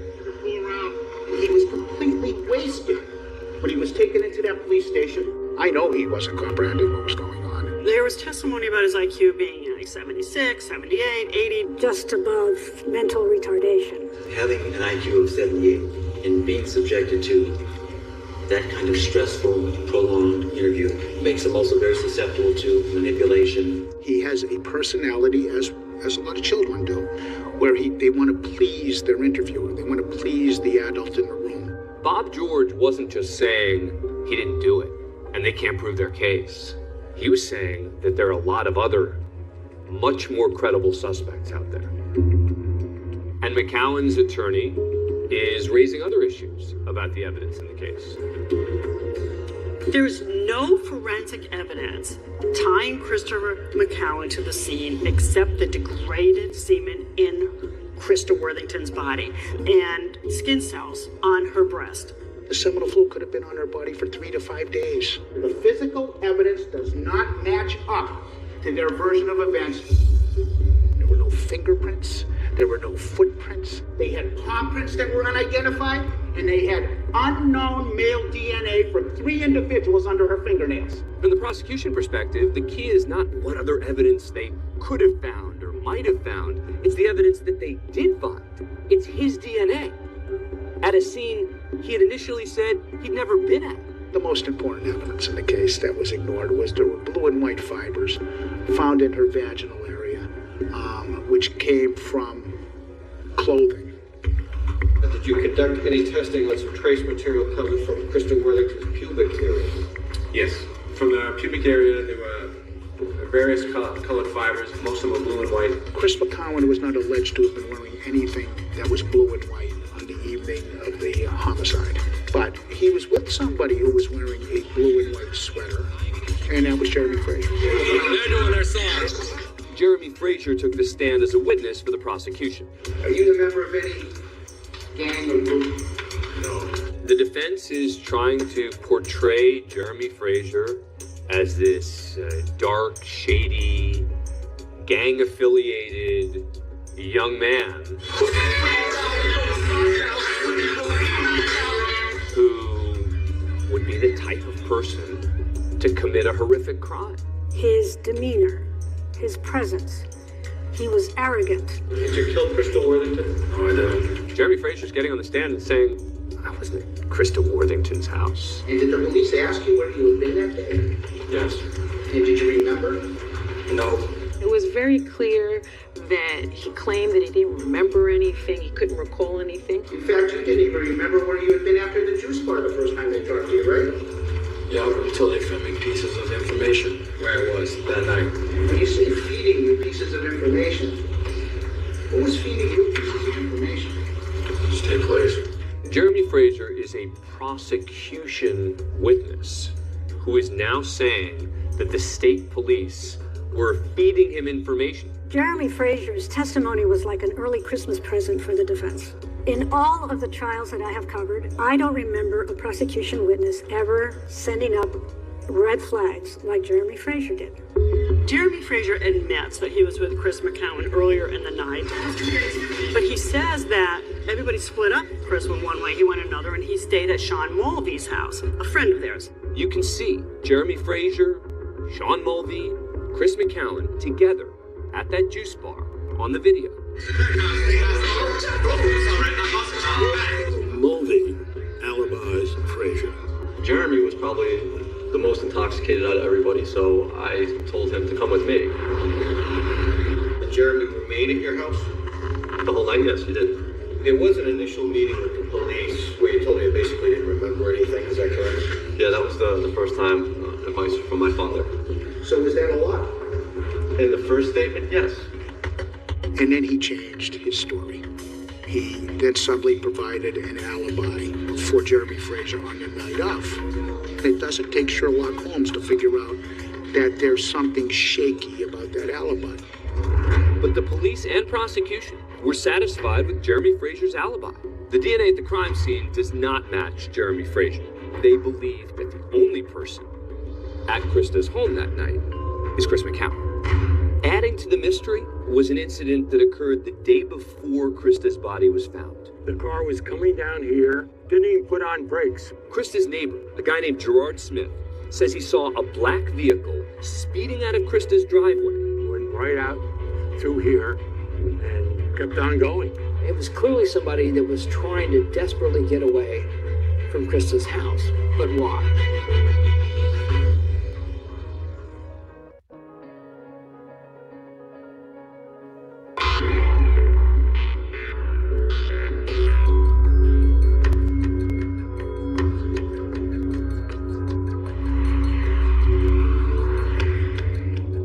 Gerard Smith was a very well-respected member of the community in Truro. He was taking his morning constitutional on Depot Road. It was Saturday, the day before Krista's body was found, and Smith saw a car tearing out of her driveway. The car was coming down here, didn't even put on brakes. It went right out through here and kept on going. This went like that. And that was why it drew my attention. I turned around to see who was driving the car. According to Gerard Smith, the driver of that car was a white man, not a black man. Gerard Smith was a compelling witness. Describe the person. He was Caucasian. He was a little dark, but he was not black. It wasn't really given great weight by the Commonwealth because it didn't fit the scenario that they went to trial on. It's like, well, then who could that have been? One thing is clear. That person who killed Krista Worthington or had something to do with killing Krista Worthington was white. and he wasn't Chris McCowan. At trial, Bob George presented a different scenario for what happened the night Krista Worthington was murdered. He says Chris McCowan never went to Worthington's house after the juice bar that Friday night. But he was there the day before, on Thursday. That was garbage pickup day. He says he was on his route on a Thursday. Krista called him into her home because she wanted him to remove her Christmas tree. He says that one thing leads to another, and they do have this encounter, but that it's consensual. And he didn't rape her because there's no evidence of rape. Chris says he didn't tell the police because she wanted it to be kept private. He says she wanted it to be a secret.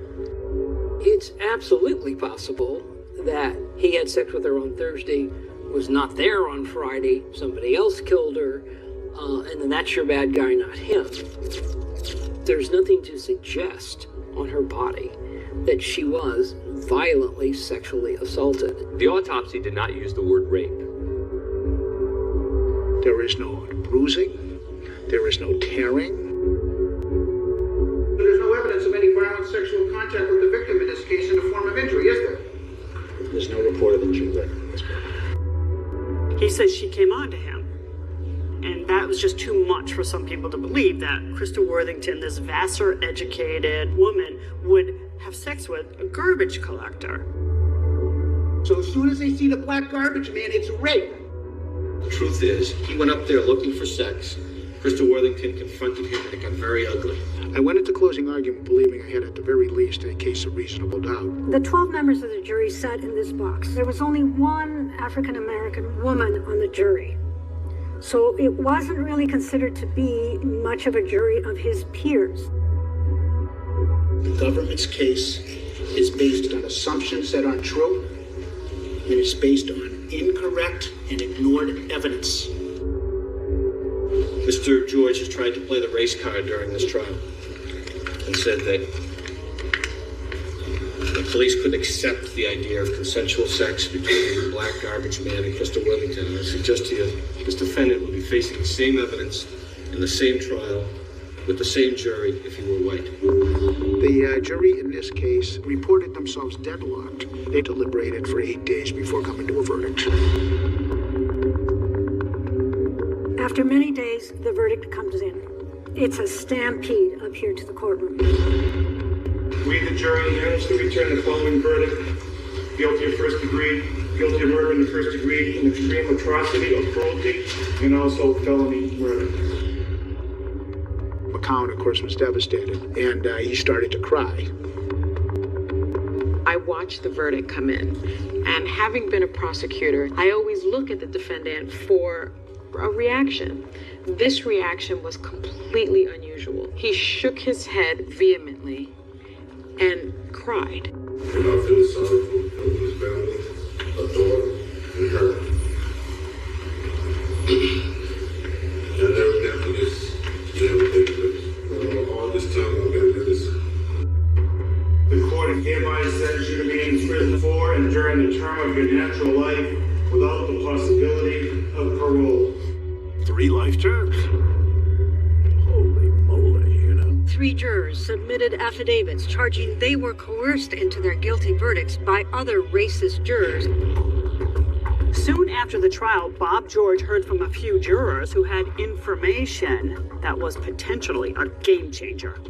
I immediately filed a motion to set aside a verdict as a result of racial bias in the jury room. It is incredibly unusual to have a hearing to look back at how a jury reached the verdict that it did. It almost never happens. According to these jurors, 2 other jurors repeatedly described McCowan as big and black. The black man this and the black man that, and he's so big and he scares me when he looks at me. Peter Manzo attended the entire trial, but he really aligned himself with the defense. This is part of the files for my book. In researching his book, Reasonable Doubt, he recorded an interview with the sole black juror who, in her affidavit, claimed racism was at play during deliberations for some of the jurors. They all are attacking me every day anyway. All of them. Like, I'm the only one in that room who gave this man a benefit of the doubt that, suggests that maybe he's innocent. I don't know if he did it, but I know it hasn't been proven to me. That's all I know. Show me the evidence. Race did not play a part at all in deciding Christopher McGowan's guilt or innocence. It had no effect on the verdict. There's just no way around the DNA. The judge found that the words big and black were just descriptors. The judge concluded that the verdict would stand. Chris has never spoken before, but at this point, Chris wants to get his story out there. This is a Global Tellate prepaid call from Christopher McCowan. an inmate at a Massachusetts correctional institution. Hi, Chris. Hello? Hey. So you had sex with her on a Thursday, and then she ends up dead on a Friday. Can you understand why people think that that's odd?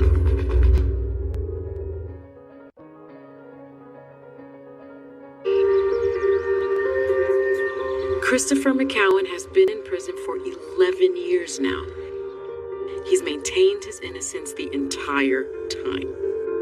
Chris didn't testify, so you've never really heard from Chris as to what he said actually happened. At this point, Chris wants to get his story out there. Chris wants to explain. Chris regrets not testifying. We're sitting in a hot room instead of in a prison where I'm interviewing your client in person. Why is that? The Department of Corrections wouldn't allow an interview on camera with Chris. This is a Global Tellate prepaid call from Christopher McCowan. Hi, Chris. Hello? Hey. Let's go back to how this all started, okay? In the garbage, man, I get to go by everybody's houses and, get to talk to them briefly. She asked me to come in the house and to look at a Christmas tree. Were you attracted to her? She had something with her. Standing there that close enough vicinity with her, one thing just led to another. What do you mean one thing led to another? It's just like, it was just a mutual thing between two people, I guess. And we started kissing and we ended up having sex. So how many times were you intimate with Krista? Just one time. You had sex with her on a Thursday, and then she ends up dead on a Friday. Can you understand why people think that that's odd? That you must have killed her? This is a lot of speculation on the exact timeline in which she was killed, but I didn't have nothing to do with it. You've told your defense that the police manipulated you. What do you mean by that? Because they kept on switching everything up. I was so intoxicated off of all of them drugs that I really didn't know what the hell was going on. Were you at Krista's house on the night of Friday, January 4th, 2002? No. After the juice bar, where did you go? We went to an after-hours party. What did you do after that? I went straight home. Do you ever remember going to Krista's house with Jeremy? No. But you also named Jeremy as Krista's killer. That's what they said that I did. I didn't do that. So you don't remember telling the police that Jeremy stabbed Krista? No. The District Attorney Michael O'Keefe made a statement to ABC News, which said, the evidence against Christopher McCowan, and only Christopher McCowan, for the rape and murder of Krista Worthington was overwhelming. The jury unanimously convicted the defendant. The Supreme Judicial Court then exhaustively reviewed the case and upheld the conviction. The defense has always believed there's more evidence, which could lead to a new trial for Chris McCowan. This is the state police phone record, exhibit number 7. You see that, right?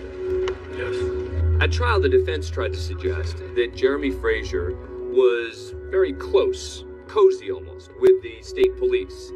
The defense believed that Jeremy Frazier got some special treatment from the police, and that they bought into his alibi a little too easily. Do you see all of the phone numbers that the police went over with you on that day?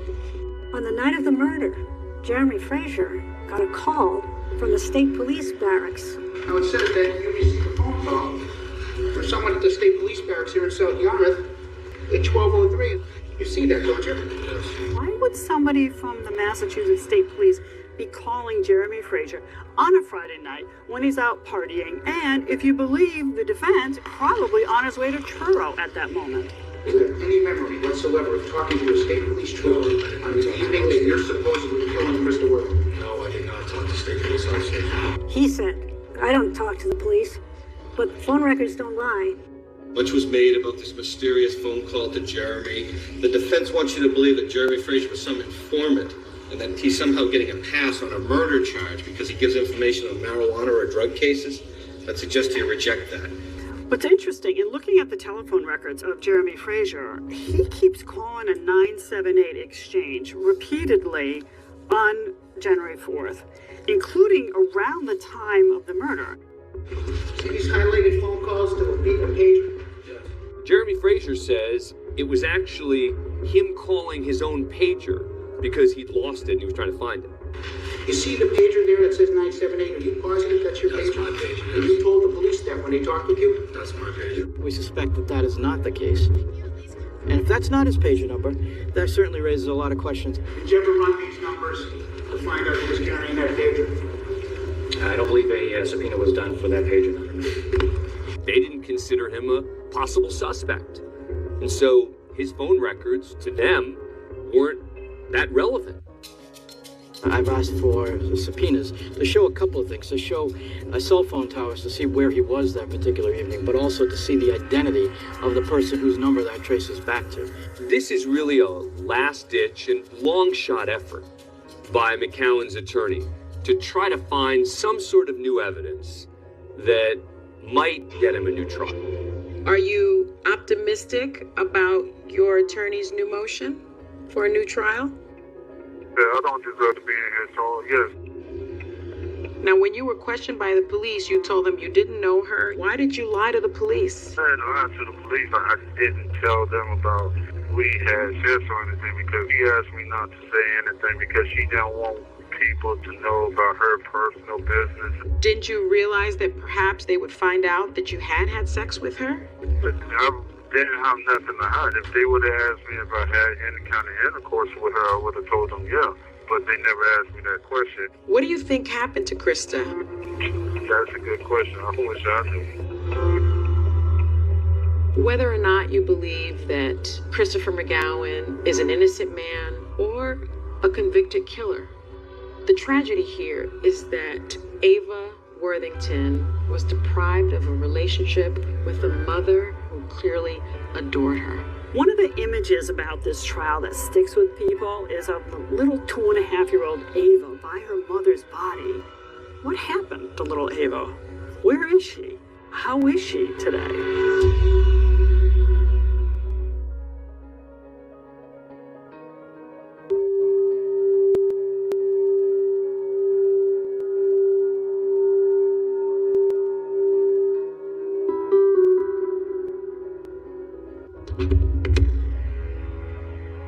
I think there is so much mystery that still surrounds this case. This case still has fog around it that needs to be cleared.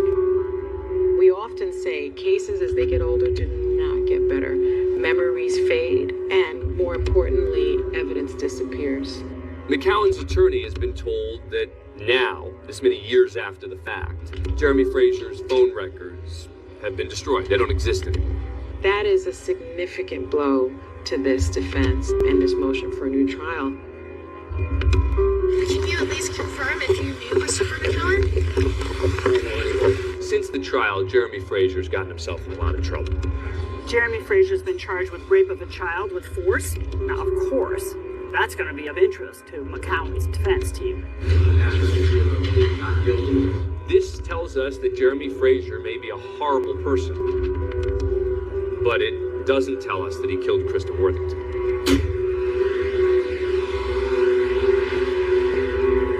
In the 15 years since her death, I think about her regularly. If I were to tell Krista's daughter who Krista was, I would say that she was a person of great loyalty and intelligence and generosity and humor. Ava's little with a bunch of curls here. Krista was still alive when that picture was taken.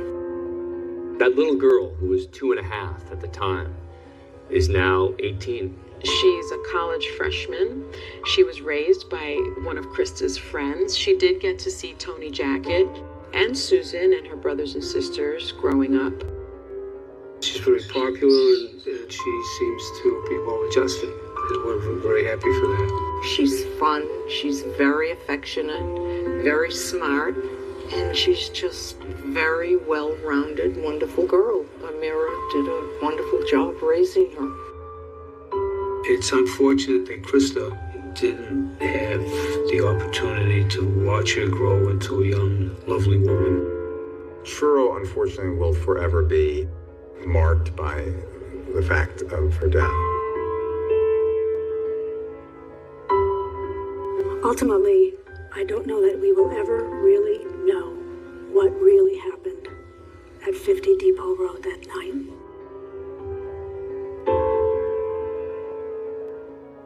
Instead of planning an elaborate escape, you planned a murder.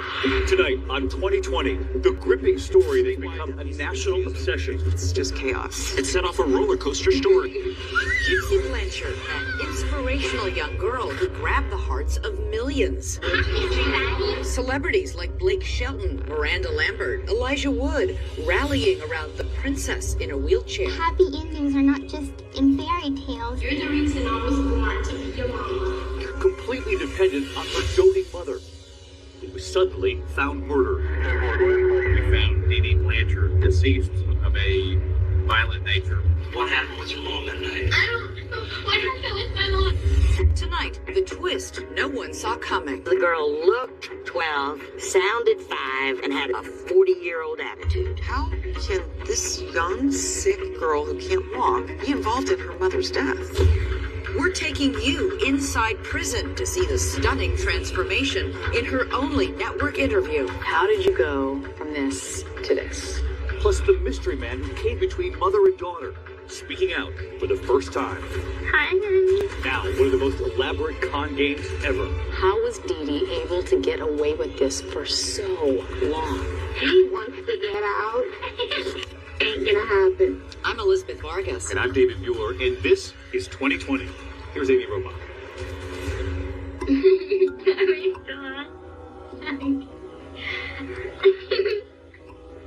Home movies capture the vibrant spirit of a young teenage girl. So where are you going today?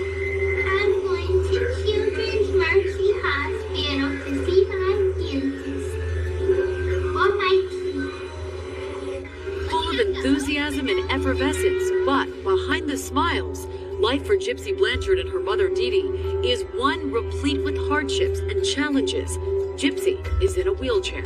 They were local darlings. I mean, they were the shining star in this town of people who can outlast adversity and get through everything.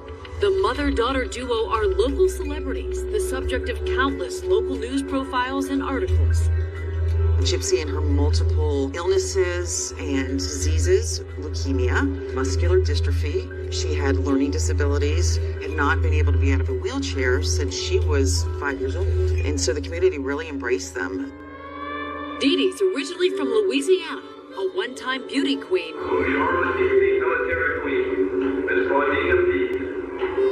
And nurse's aide. She marries Rod Blanchard at age 24. Together, the couple welcomes a beautiful baby girl. Perfectly healthy, pretty little baby. Named her Gypsy Rose. I was excited and very scared. I'm not gonna lie, I was scared. I'm 18 years old and I got a baby here, so. But she was beautiful and perfectly healthy. Yeah, she was. Nothing wrong with her. She looked perfect. You wanna blow me a kiss? Very good. But the relationship was far from perfect, and the couple broke up. Not long after, Dee Dee was saying that she was sick, problems sleeping, epilepsy, and it just progressed from there. Leukemia, paralyzed, muscular dystrophy, and she would have seizures. Gypsy was probably 7, 8 years old. She's in a wheelchair now, she needs a feeding tube. Was Dee Dee a good mother? I told Dee Dee she was the best mother. There's no way I can do what you're doing. You have a sick child, it's constantly 24/7 taking care of her and everything. I mean, I always praised her and told her, good job. Rod and his new wife, Christy, would have sporadic visits with Gypsy, but they are never alone. You know, all the visits, Dee Dee had to be there the whole time. Something never felt right about it. Just, Dee Dee was so controlling of her. This is the last photo taken of Rod with his daughter before fate would seemingly deal Gypsy and Dee Dee another cruel blow, leaving the pair displaced and depleted by Hurricane Katrina in 2005. In some areas, the water is now 20 feet deep. Their home ravaged by the storm and floodwaters. They took refuge at this nearby special needs shelter. I've learned from Dee Dee was that they were homeless, no place to go. So Mercy Hospital loaded them up on the helicopter and came up.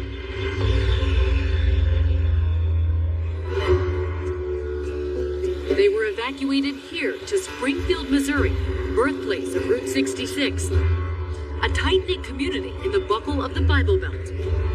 With Dee Dee, a full-time caregiver, they're forced to piece together a life, largely from donations, disability payments, and child support from Gypsy's dad. A turning point seems to be when the family gets this home, located at the aptly named intersection of Hope Road and Volunteer Way. I remember my mom had gave me this little glass house, and she said, one day this will be real. And now it finally is. The Blanchards moved into that house, built by Habitat for Humanity. A wheelchair ramp was built just for her. She was like one of the happiest people I had ever met, and yet she was the most sick that I had ever met at the same time. In between hospital stays, Gypsy frequently jet sets across the country.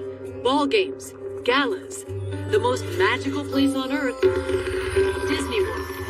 Make-A-Wish were taking her down to Orlando, all expenses paid and everything. Right now, I'm in Cinderella Castle eating some royal mashed potatoes.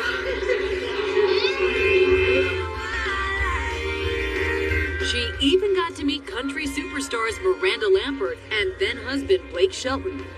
Miranda Lambert came to Springfield a few times, and I think she gave Dee Dee and Gypsy money. Yes, she did. Look at this $3,500 check from the singer's personal account.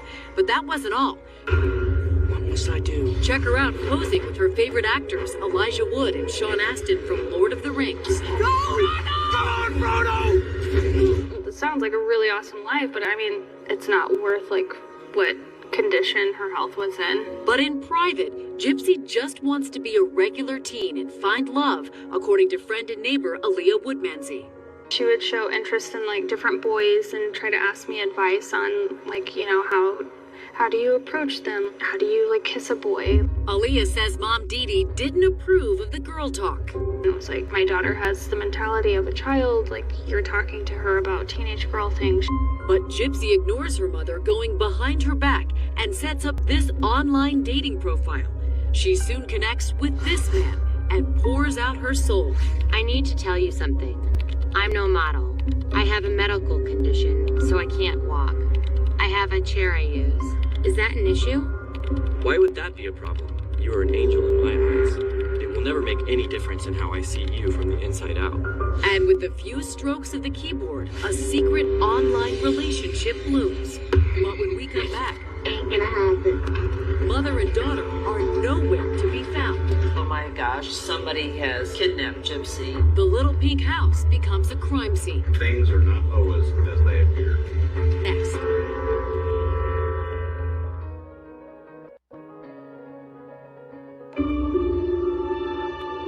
Two of Springfield, Missouri's most renowned and revered citizens, Gypsy Blanchard and her mother Dee Dee, taking center stage.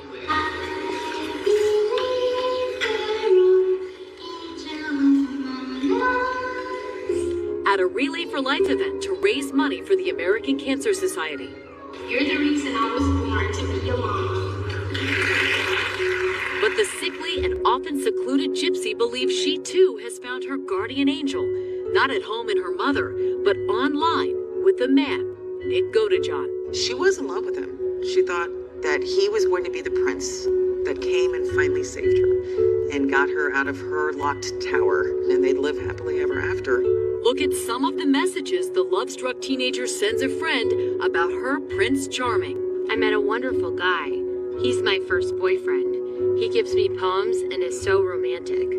She was talking about this new guy that she was now in love with, and that they had met on a Christian dating site, and that they were already planning on naming their children after him. We want a snow wedding in a gazebo with red and white roses. Honestly, what I was thinking whenever I saw these messages is that these were just like fantasies and dreams. But on their shared Facebook page, the harsh reality is what people saw. Dee Dee presented as a very doting mother. This was her child. She knew she was sick, and she was just going to love her unconditionally until she couldn't anymore. But then comes the day when family friends Kim and David are horrified when something very different popped up on Gypsy and Dee Dee's Facebook page. A very vulgar post. It said, "The bitch is dead." I instantly took it as their Facebook account had gotten hacked. Then we saw the second one, which said, "And I raped her sweet daughter too." Kim and David race to the little pink house. No one seems to be home, but their new car is in the driveway. We circled the house, knocked on all the doors and windows. I called the police and let them know that we needed a wellness check done on a disabled mother and daughter. And they said that they would send somebody out. Breaking news, body of 48-year-old Claudinia Blanchard has been found. Gypsy is still missing this morning.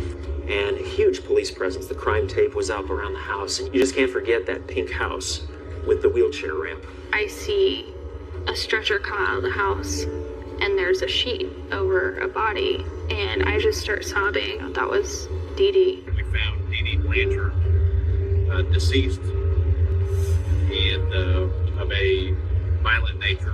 We're still actively looking for Gypsy. Then we really panicked because, oh my gosh, somebody has kidnapped Gypsy. Tell me about the moment when you heard that something happened to Dee Dee and that Gypsy was missing. I was shocked. I was like, what? Really? Couldn't understand it. Why would somebody do this to this child? No wheelchair, no medication. They could just leave her for dead. Authorities moved quickly and hit pay dirt when they traced the IP address of those profane Facebook posts to a small house 600 miles away in Big Bend, Wisconsin, at the home of Nick Godejohn, Gypsy's boyfriend. Who is Nick Godejohn? He functions at about a 15 or 16-year-old. He is a kid that sort of is similar to Gypsy from the standpoint of not really having a normal social interaction history that most kids would have had up to that point. They go to the house. There's some sort of standoff for a period of time. They have to bring the SWAT team there. When authorities enter the home, they take both into custody. We started hearing from various sources that Gypsy wasn't a victim, she wasn't kidnapped, that she was actually involved in this somehow. It was beyond shocking. We have located Gypsy in another state. She is okay. We do have another person of interest in custody. I'm Detective Hancock. I'm with the Green County Sheriff's Office. Your mom's dead. Yes, she's deceased. All right. Now, what I want to ask you: did you have involvement in this? No. Hang on. Listen to me. What happened with your mom that night? I don't know what happened with my mom. Okay, you know what happened to your mom, okay? You know exactly. I'm not going to play around with this, okay? I didn't do Listen to me. While Gypsy keeps Mom in the interrogation room, what does the other one say? Apparently, from what she told me, her mom kicked her out of her house. What happens next leaves everyone in Springfield stunned. Go back to the newsroom and it's just chaos. Okay, this story has completely done a 180. I bet my mouth was... And what a transformation! You'll hear from Gypsy herself next.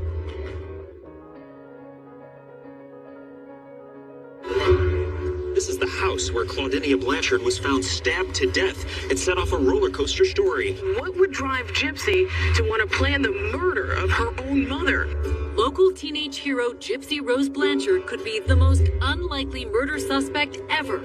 A supposed paraplegic suffering from muscular dystrophy, epilepsy, leukemia, and confined to a wheelchair is now under arrest both both she and her boyfriend Nick charged with killing her mother.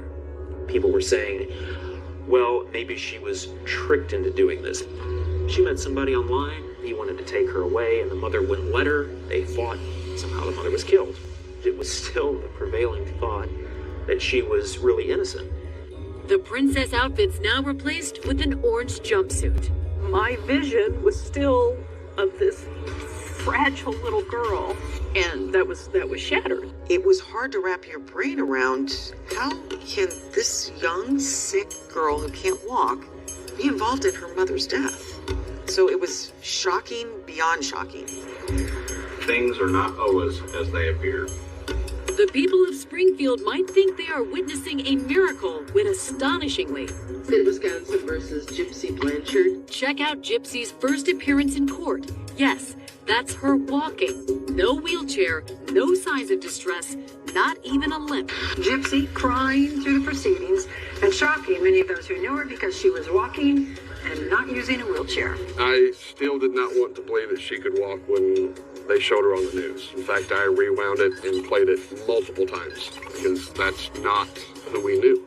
Just when you thought the Dee Dee Blanchard murder case could not get any stranger, we've covered stories where you find out that someone you thought was so sweet and innocent, and turns out there's a different side. But it was like a prize fight, where it's just one hit after the other. I was happy she was walking. Big red flags. I felt so stupid. If she can walk, what else have we been lied to about? Later in this hour, we will show you the astounding extent of those lies. But one thing that is real, her voice. That voice is something you don't forget.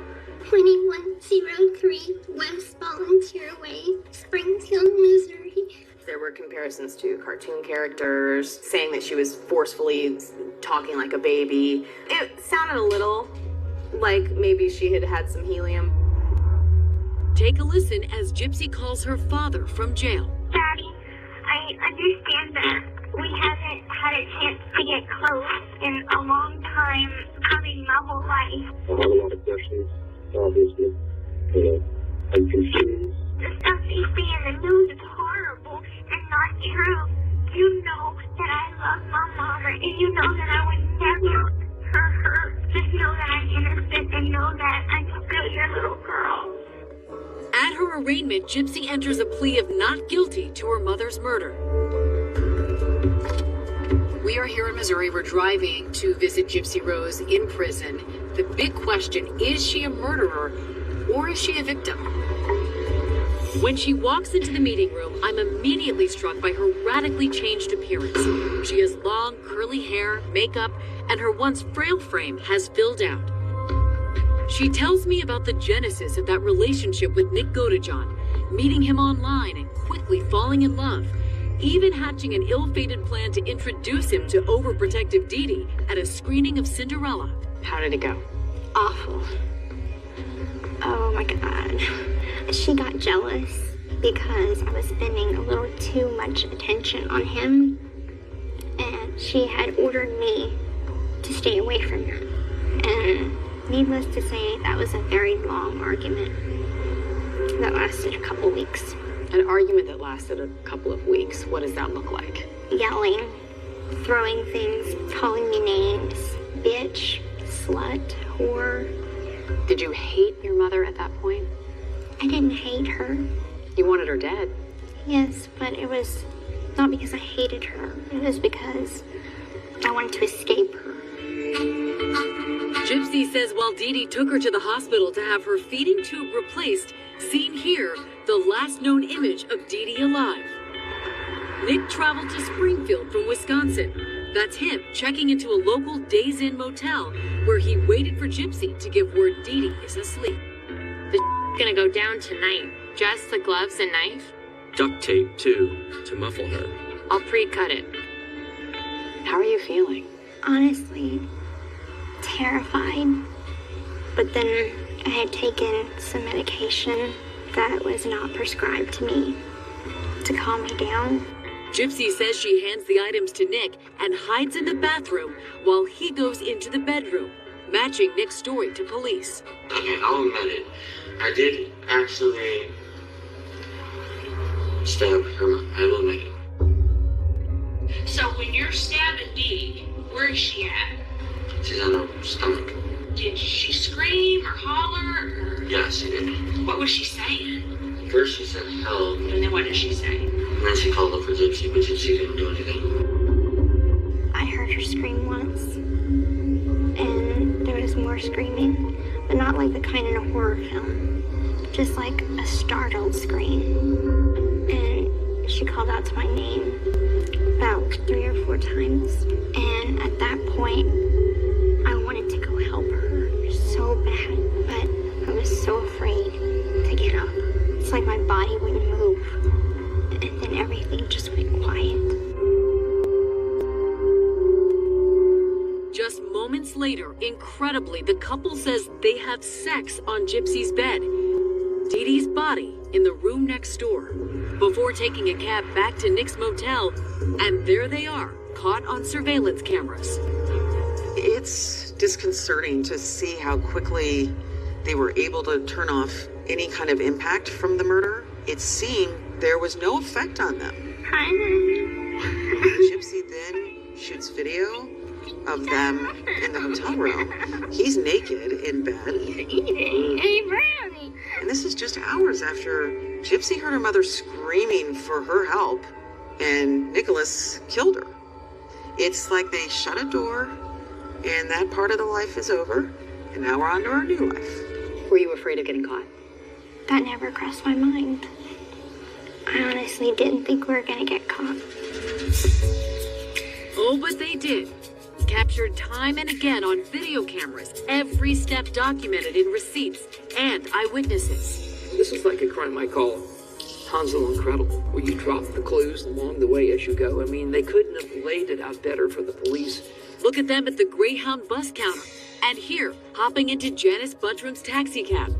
She was in a very dark black hoodie, but she had a very odd looking wig on. It was an old looking Cher wig, which I found very normal. The girl looked 12, sounded 5, and had a 40-year-old attitude, because she was not afraid to tell me off. I just knew there was something wrong. It might seem like an open and shut case, but next we go inside the little pink house. It was filthy. The thing that shocked me the most was the closet inside Gypsy's house. And what is found behind this locked door might unlock more than a decade of Dee Dee's closely held secrets and hold the key to freeing Gypsy. I was like, holy y'all need to get it over here right now and look at this. Stay with us.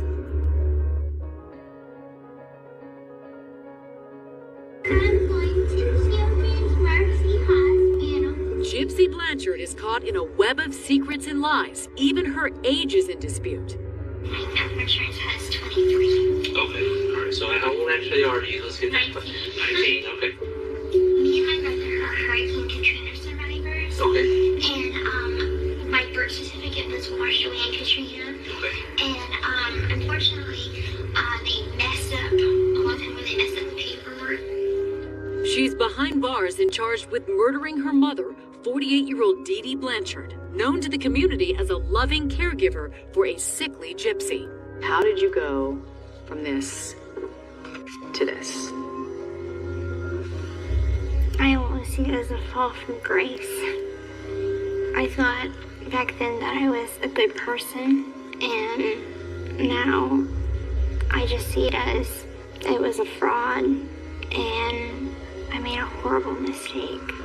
A horrible mistake because it turns out that little pink house on Hope and Volunteer Way was actually the nerve center from which the so-called doting mother perpetrated an elaborate scam, preying on the sympathies of countless Good Samaritans. We have unearthed the appearance of a long financial fraud scheme, along with this tragic event. Celebrities, charities, even cartoon characters, all conned. I was disappointed that I had been duped. And that's why I caution anyone not to put money in their accounts until we kind of figure out the extent of their deception. What medical conditions did you believe you suffered from? Leukemia asthma, both vision and hearing impaired, muscular dystrophy, and seizures. Did you always know you could walk if you wanted to? Yes. She told you you had to stay in a wheelchair when you could walk. How did she convince you to do that? I was so young, so me looking up to her so much and just believing that she knows best, I didn't question it. Did you believe you were sick? There are certain illnesses that I knew I didn't have. I knew that I didn't need the feeding tube. I knew that I could eat, and I knew that I could walk, but I did believe my mother when she said that I had leukemia.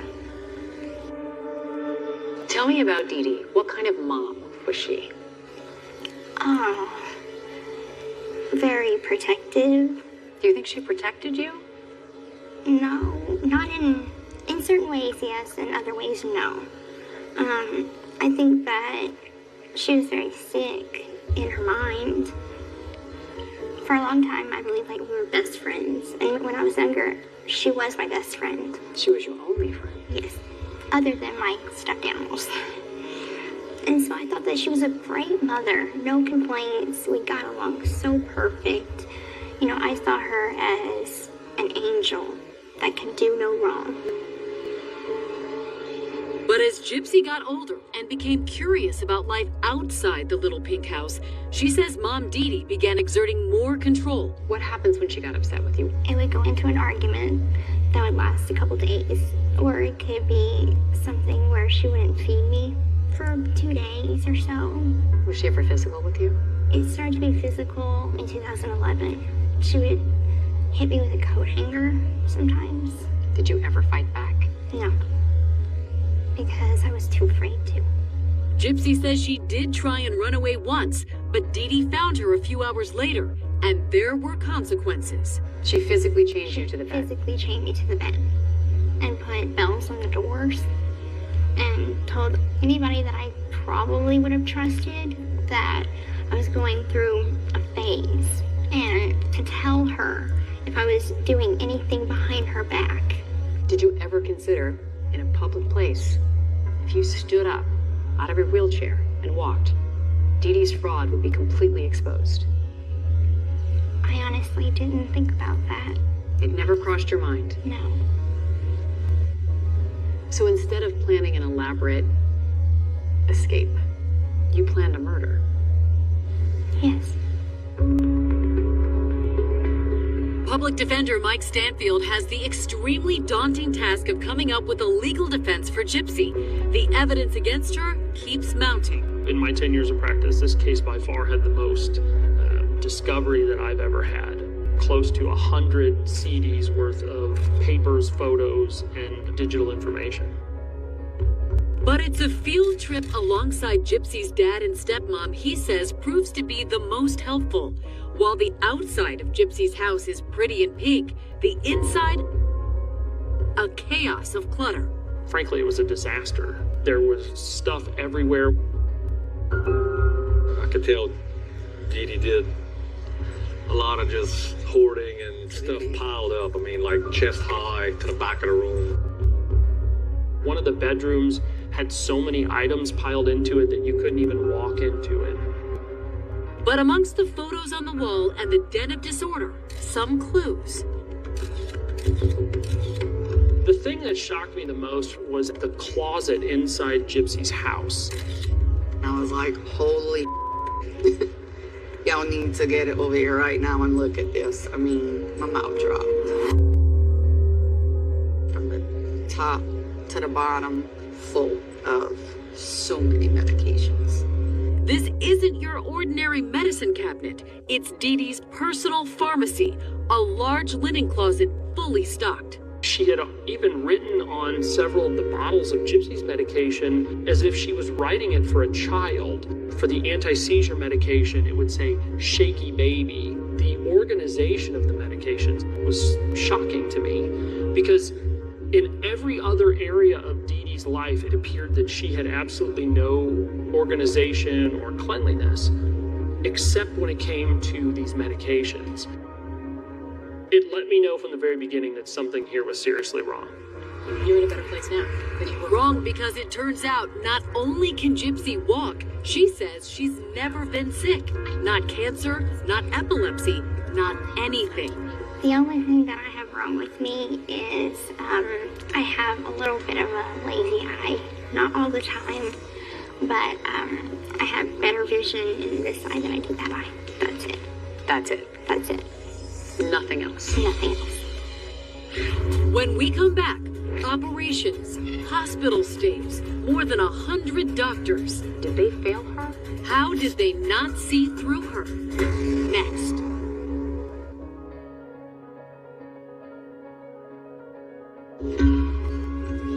They like taking pictures, that's for sure. Rod and Christy Blanchard try to piece together the puzzle of his daughter Gypsy. This is more. Hunting for clues in photographs and home videos. You're the reason I was born. Oh God, that makes me sick. To sort out fact from fiction. Yo, what's up? Do you think that Dee Dee came up with this idea? These movies generated sympathy, which generated news coverage, which generated money and free things. And See this one right here? I don't know if she meant that anybody could see that. I am about to dive off our porch into the pile of snow. You ready? Everybody could clearly see she's moving bags. But those old pictures only begin to tell the story. Too many to freaking count. The paper trail is where the really fresh breadcrumbs are in this Hansel and Gretel fairy tale. Hope Kids, Jason's Dreams for Kids, Kids Wish Network. So she would actually look up foundations and stuff that she can hit up and get help with. Fake birth certificate. This one says she's born in 95. Everything else is correct except the year. You can totally tell that she changed the date. Mm-hmm. But she didn't change it here. So it was 91, she changed it to 93, and then she turned the 3 to a 5. She just wanted to make Gypsy younger and younger. Right. And that's not all Dee Dee forged. Located under her bed was that prescription pad that Dee Dee stole from the hospital. But while the paperwork might be fake, the pills and procedures were dreadfully real, including multiple gastrointestinal operations, eye surgeries, even the removal of her salivary glands. Medical records reviewed by ABC News showed Gypsy was treated by at least 150 different doctors. Walk me through what that appointment would typically be like. I would have a doll or a stuffed animal that I would play with, and Mom would say, don't talk, just play with your stuffed animal, and we'll do something fun after. The one thing that is absolutely common across every single medical record is that Gypsy never spoke. Every single medical record says, mother reported, mother states, history by mother. Brain scans, muscle scans, blood tests, CAT scans. And you were healthy. So how would she get the doctors to understand when none of it was true? She had a very sweet personality, very convincing. She would call it Southern charm. And she would use her Southern charm to get them to be friendly and get on their good side. And then she had no records. Because of Hurricane Katrina, it wiped out all the records, supposedly. The biggest question was, though, how was Dee Dee able to con the doctors? Hospitals we contacted declined to comment, but we tracked down one of her former neurologists, Dr. Bernardo Flasterstein. In my initial assessment, I saw a girl, a 14-year-old girl that was sitting in a wheelchair, who examined her for muscular dystrophy and cerebral palsy and immediately saw red flags. The testing didn't seem to show the same type of disabilities that Gypsy should be showing. There was nothing there to support either. That kind of made me very suspicious. And his suspicion only grew when he told Dee Dee what should have been exciting news. Gypsy's prior diagnoses were wrong. But the mother was not happy with that. And when she left the office in a storm and told my nurses that I don't know what I'm talking about and that she's not coming back. Dr. Flasterstein ultimately said, I believe that the mother suffers from Munchausen by proxy. That was one of the things that I believe he bolded and underlined in that letter. What is Munchausen by proxy? Munchausen by proxy, it's essentially when a caregiver will fabricate an illness or induce an illness in their child in order to get medical care. Dr. Jamie Kaufman is a board-certified child abuse pediatrician. It's abuse on the child, but it's to obtain attention or some kind of secondary gain for themselves. Sometimes it's financial. It can be. The most common, though, is actually emotional gain. I look at it kind of like an addict who needs that fix. When you have a suspicion and you think that harm has been caused to the child, you could report that to social services and say, I have a suspicion. I, at the time, did not think that I had enough information just to call. Dr. Flasterstein didn't call Child Protective Services, but someone else later did. According to this police report obtained by 2020, a doctor alerted authorities when he could not find any symptoms that support what Dee Dee alleges to be wrong with her daughter. 2 caseworkers later did visit the Blanchard home, but they found nothing out of the ordinary and closed the case. How was Dee Dee able to get away with this for so long? Most of the time, these mothers are pathologic liars. They're very difficult to detect. They're very manipulative. I think she probably did like most of these parents, these mothers. She moved around from doctor to doctor. They go to different hospitals and different institutions. That's exactly what she did. After storming out of Dr. Flasterstein's office, she moved Gypsy's care 3 hours away to Kansas City. Why did your mom do this? I think that she was constantly seeking attention for herself because she didn't feel loved. So let's make this baby girl sick so it forever needs you. And that's what I think it's from. You know, a lot of people see this and just wonder why. Why didn't you say anything? I know, I beat myself up about that all the time, but I have to understand my mind frame back then. I was always so afraid of her, afraid of the consequences after. Next, Gypsy in court, where the consequence could be life behind bars. The knife used in the homicides was found in Nicholas Goodjohn's home. And what about that boyfriend? What's he have to say for himself and to Gypsy tonight? His first interview ever, when 2020 returns.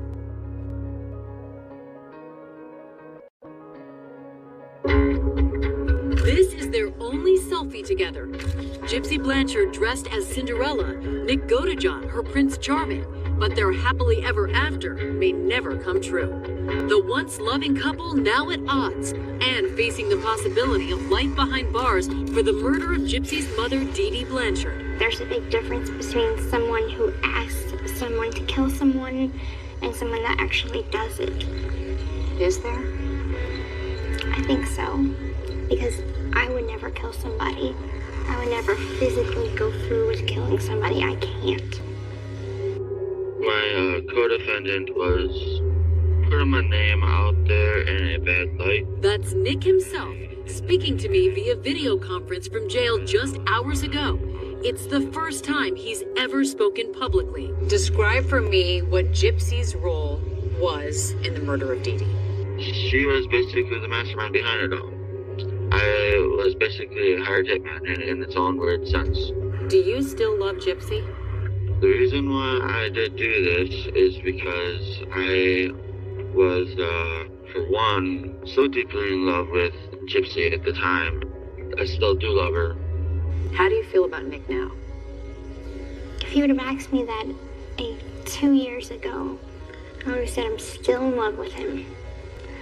But now, I don't hate him. I feel sorry for him. Why do you think he did it? He was very much like my mother in certain ways. Both of them were very controlling. And I feel like I was trained my whole life to do as I was told. We begin with breaking news this morning. Gypsy Blanchard has pleaded guilty to her role in a plot to kill her mother, Claudine Dee Dee Blanchard. In a courtroom stunner, prosecutors cut Gypsy a deal. How did you plead to the Class A felony of murder in the second degree? Guilty. She's to be sentenced to 10 years in the Missouri Department of Corrections. Gypsy's mother was holding her a prisoner. Her mother did not allow her to spend any time alone with any other human being. You're actually a prisoner now. How do the two compare? In some ways they're the same, but now I'm so much more freer. The prison that I was living in before with my mom, it's like I couldn't walk, I couldn't eat, I couldn't have friends. Over here, I feel like I'm freer in prison than living with my mom, because now I'm allowed to just live like a normal woman. Prison isn't normal. No, not for most, but for me, it is. What do you think she'd want to say to you? I don't think it would be anything nice. All I can hope is that from wherever she is, that she still loves me in some small way. And I want her to know that I am sorry. I'm so sorry.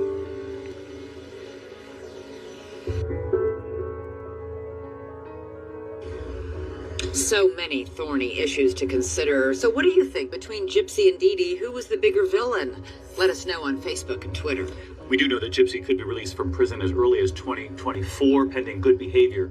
Nick Godejohn has pleaded not guilty. He's scheduled to go to trial in the fall. And many of the charities and celebrities who donated money and services to Gypsy and Dee Dee say they were duped. And that's our program for tonight. I'm Elizabeth Vargas. And I'm David Muir. From all of us here at 2020 and ABC News, thanks for watching. Have a good evening. Good night. On 2020, what some might call a real-life Game of Thrones, a ruling family as complex and as deadly as any fiction. In North Korea, we go to Pyongyang, their showplace capital, where the unpredictable and dreaded dictator Kim Jong-un keeps his finger on the nuclear button. This former bodyguard says his explosive temper was there from childhood. And he now runs the most dangerous country in the modern world, he says, with nuclear missiles aimed at the U.S. And if you're a family rival, you may fear for your life, like his older brother. I was hopeful that Kim Jong-nam could replace Kim Jong-un. In an airport in Malaysia, that brother murdered in plain sight. It was an incredibly elaborate plot. It took months, maybe even years to set up.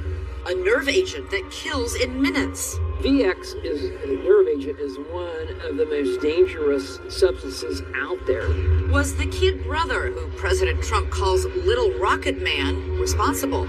You knew this was Kim Jong-un's order. There's only one person who can make that order, and that's Kim Jong-un. Tonight, eye-opening access to a story most Americans have never heard. There you can see him just waving out to the crowd. Our 2020 investigation with Bob Woodruff, one of the few journalists ever to visit the Hermit Kingdom. 3 continents in 3 months. What we're seeing here is Kim Jong-nam walk in to the Kuala Lumpur airport. There he is. Those still in danger. My father has been killed a few days ago. And those who fear for the families that this Game of Thrones could kill. Your entire family get all gathered up and they're all killed. A dynasty, a murder, and a shadowy kingdom. I'm David Muir. And I'm Elizabeth Vargas, and this is 2020. You could not have had a crazier story. It was like a movie.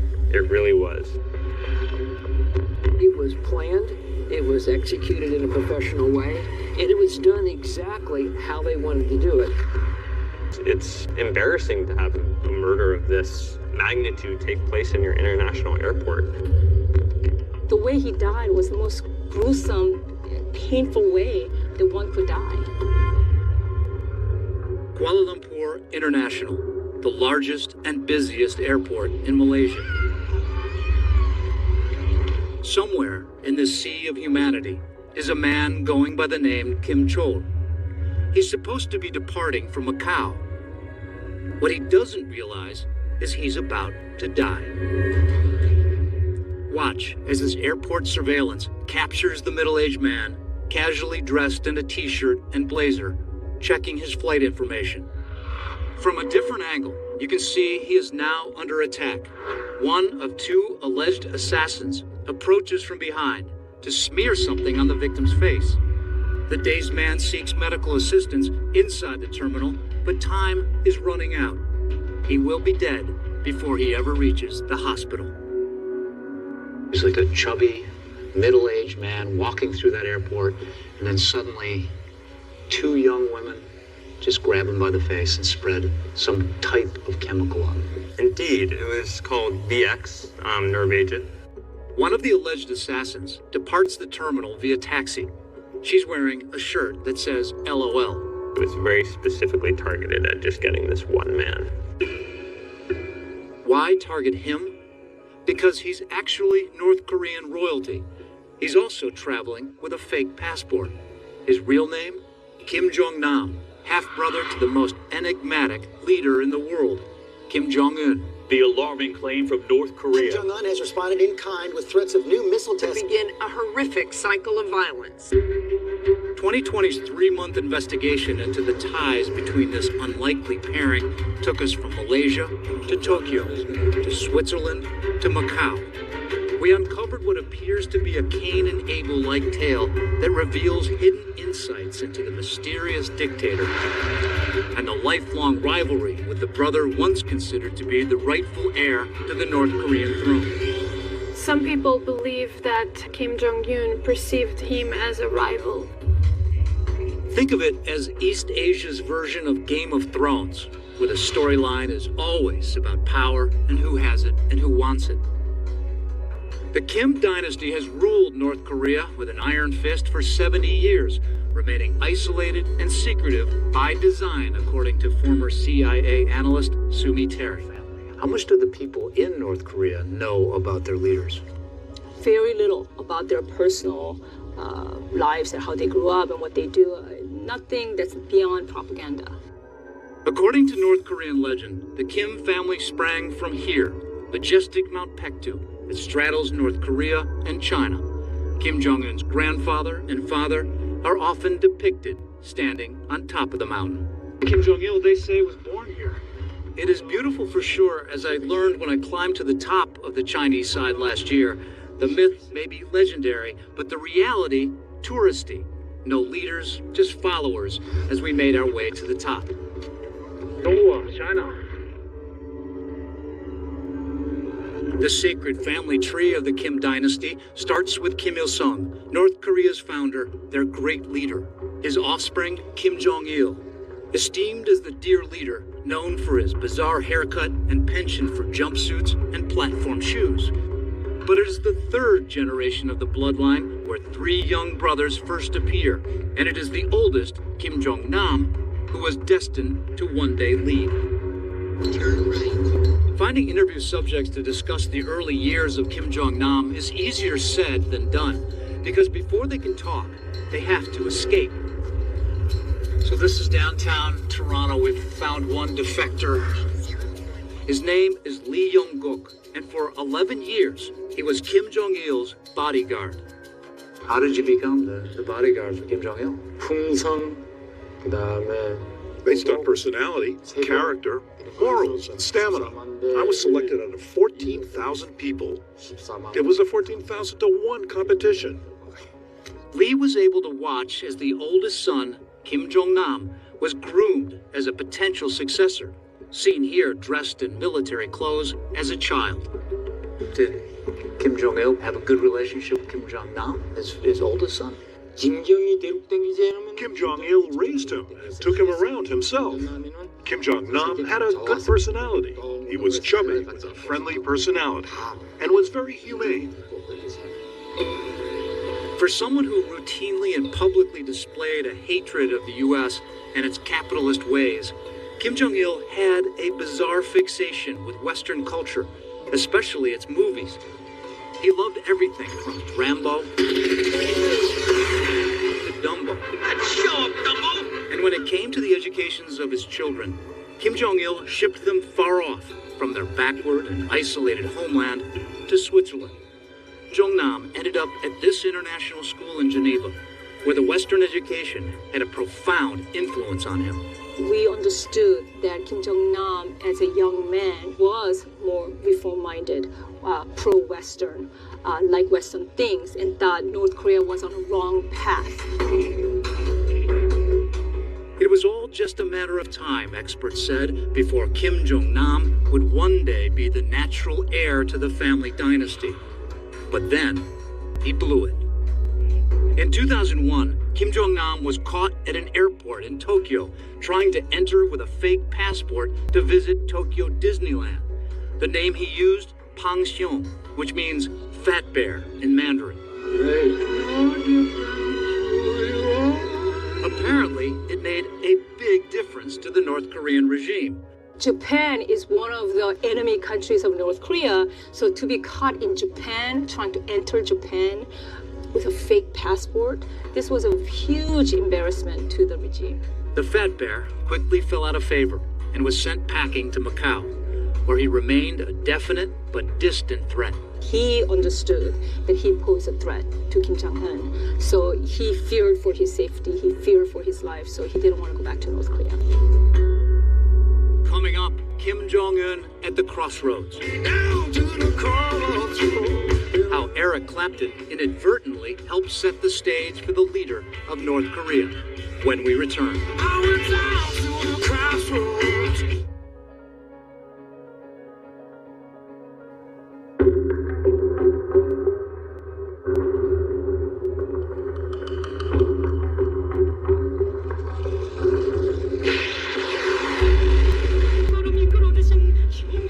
By now, North Korean dictator Kim Jong-un is a familiar boogeyman to the U.S.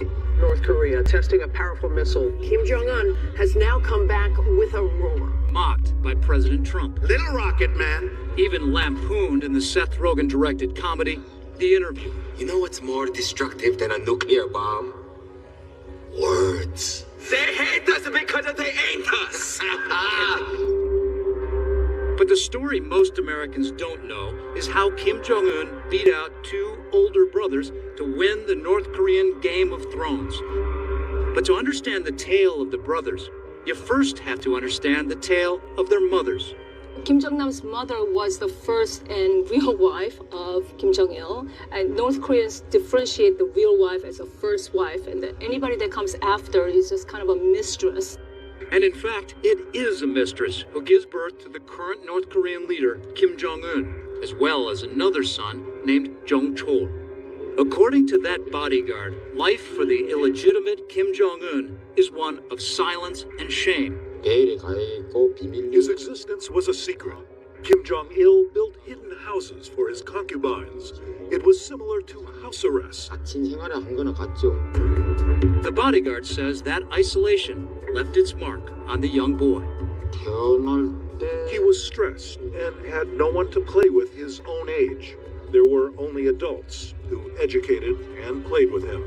Was he a young boy who felt that everything was coming his way? He was quick-tempered. He doesn't care about what others think. He doesn't feel sorry for other people.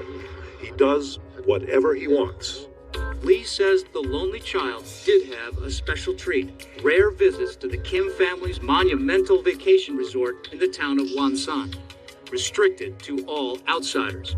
It has its own landing strip, private beach, even its own soccer stadium. There is no one in this world who has felt as much pleasure as the Kim dynasty.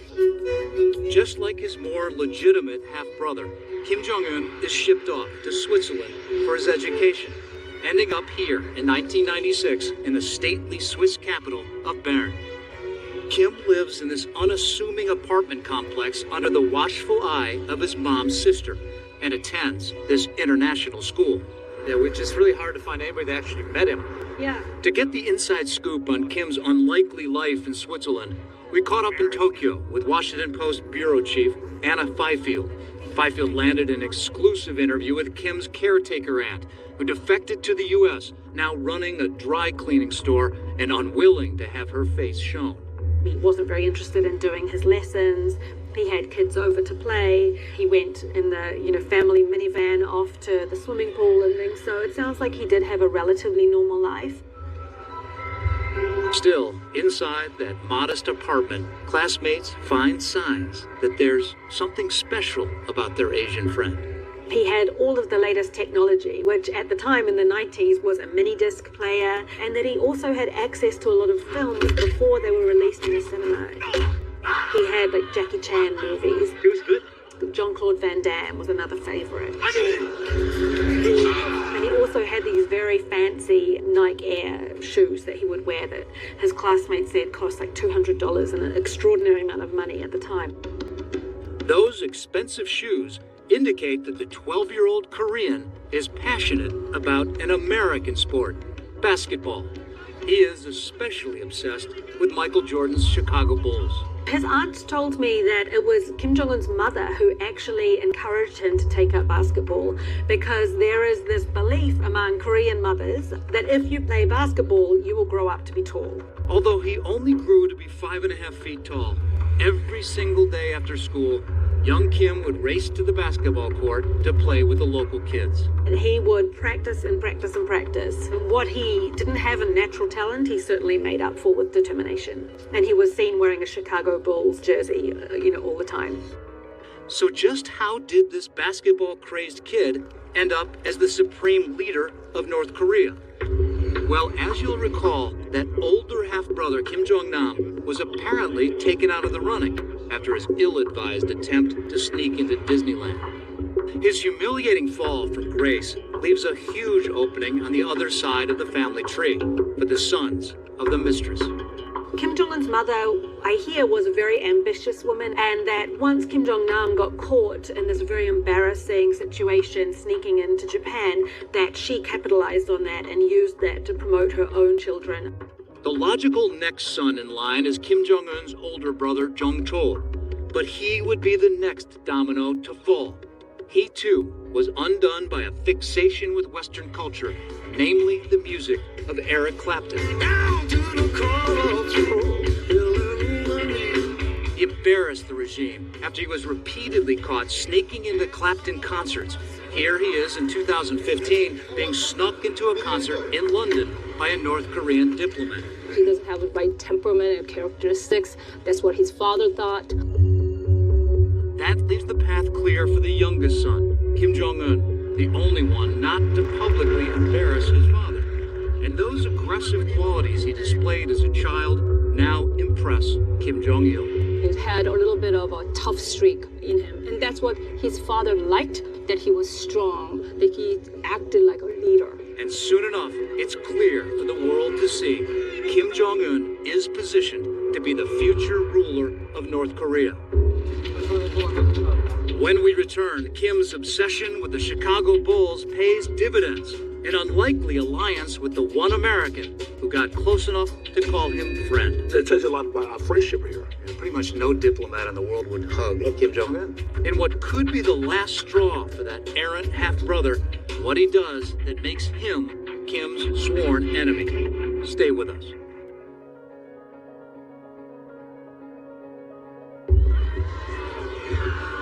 December 2011. North Korea says goodbye to the dear leader Kim Jong-il as 27-year-old Kim Jong-un, one of the pallbearers at his father's funeral, assumes the leadership of his country. But he is as much a mystery to North Koreans as he is to the West, who hope he will herald change.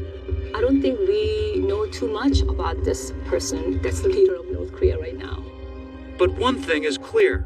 Kim takes a very different public path than his reclusive and eccentric father, patterning himself instead on his legendary grandfather, Kim Il-sung.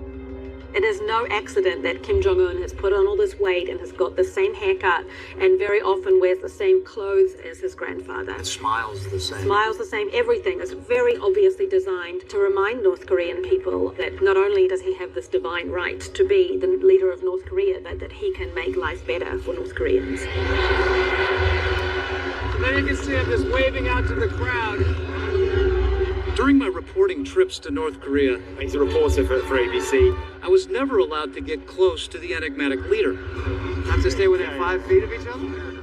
Here, when he suddenly showed up at this museum opening and caused a frenzy among the press, we didn't get a chance to ask any questions. It turns out one outsider with first-hand knowledge and personal contact with the North Korean leader is not a diplomat or an American spy. All right, man. Good to see you. It's this man, the only American known to have become close to Kim after he assumed power. The flamboyant former NBA star and Chicago Bull, Dennis Rodman. His latest attempt to get into North Korea was sponsored by a company called Potcoin. Rodman made international headlines when he visited North Korea in 2013, along with a Vice TV crew, at the invitation of the Chicago Bulls' obsessed leader. At a Goodwill basketball game, Rodman was seen talking intently with Kim.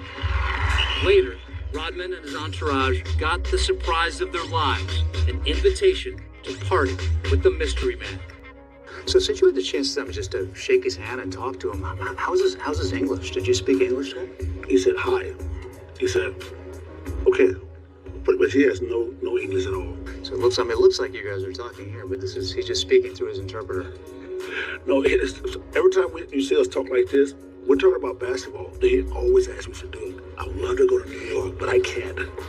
He says stuff like that, and that's what we talk. What was he like? Did he seem serious? He's always smiling, man. He's always smiling, especially when we're here around his comfort zone. In terms of basketball, did he play basketball? He said, Dennis, let's play horse. So we go to free throw. He hits that. I said, I missed the free throw, of course. And then next thing you know, he goes on the other side of the corner over there. And he hits us. He can shoot. Rodman has visited Kim 3 times now and was one of the privileged few allowed to visit that luxury resort that Kim used to visit as a child. He rode horses with a dictator, met his wife and baby daughter, and partied late into the night. There was like 70 people at this big round table, man. I'm like, wow. I mean, everybody had their turn. We had a shot of vodka, take a vodka shot, then try to say karaoke. It's like with the round table, 70 people. How is he as a singer? Oh, he's pretty good. Is he? What did he sing? He was singing Frank Sinatra, My Way. He sang My Way.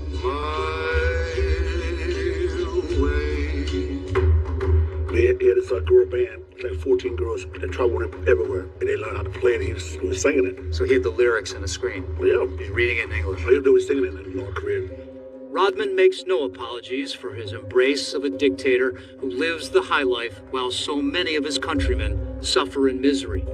As a friendship hug, you rarely see this in the world. I mean, even with his grandfather and his father, you don't see the leaders do this, especially African American. You never see this in North Korea. It's a country with a lot of starvation, though, too, though. Is that okay? Well, a lot of people in the world are starving, even though they say he's a bad man, but to me, he's not a bad man. To me, I didn't see that part. Rodman may not think Kim Jong-un's bad, but early on in his reign, there was someone who had serious concerns about him. That errant and disgraced half-brother Kim Jong-nam. He and his family were living in the tiny Chinese territory of Macau, known as a mecca of gambling and glitz. The city provided security. Many people I talked to in Macau believed that Kim Jong-nam and his family were in Macau under Beijing's protection.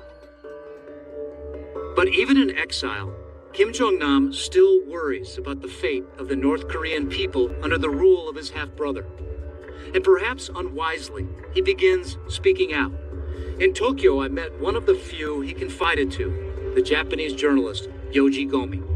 How did you get a chance to meet Kim Jong-nam? I came across him at the Beijing airport. I'm very surprised. And I started interviewing him a lot of questions at the time. Gomi landed a rare interview with the elusive Kim at a Macau restaurant. I learned a lesson, not to do reckless and immature acts. I made a big mistake, so it somehow aroused Father's anger. But perhaps the most reckless of his acts was criticizing his brother's rule. In a series of published email exchanges with Gomi, Kim wrote, "The Kim Jong-un regime will not last long. Without reforms, North Korea will collapse, and when such changes take place, the regime will collapse." Kim Jong-nam said to me, North Korea should be reformed and make North Korean people more rich and happier. It's a message to Kim Jong-un. But do those comments make Kim Jong-nam a marked man? Coming up, the North Korean dictator goes on a killing spree, and not even his own family members are safe from his wanton cruelty. Nobody did it this brutally, this barbarically. Kim Jong-un used anti-aircraft machine guns. You cannot even bury a dead body because there is no dead body. It has just been obliterated.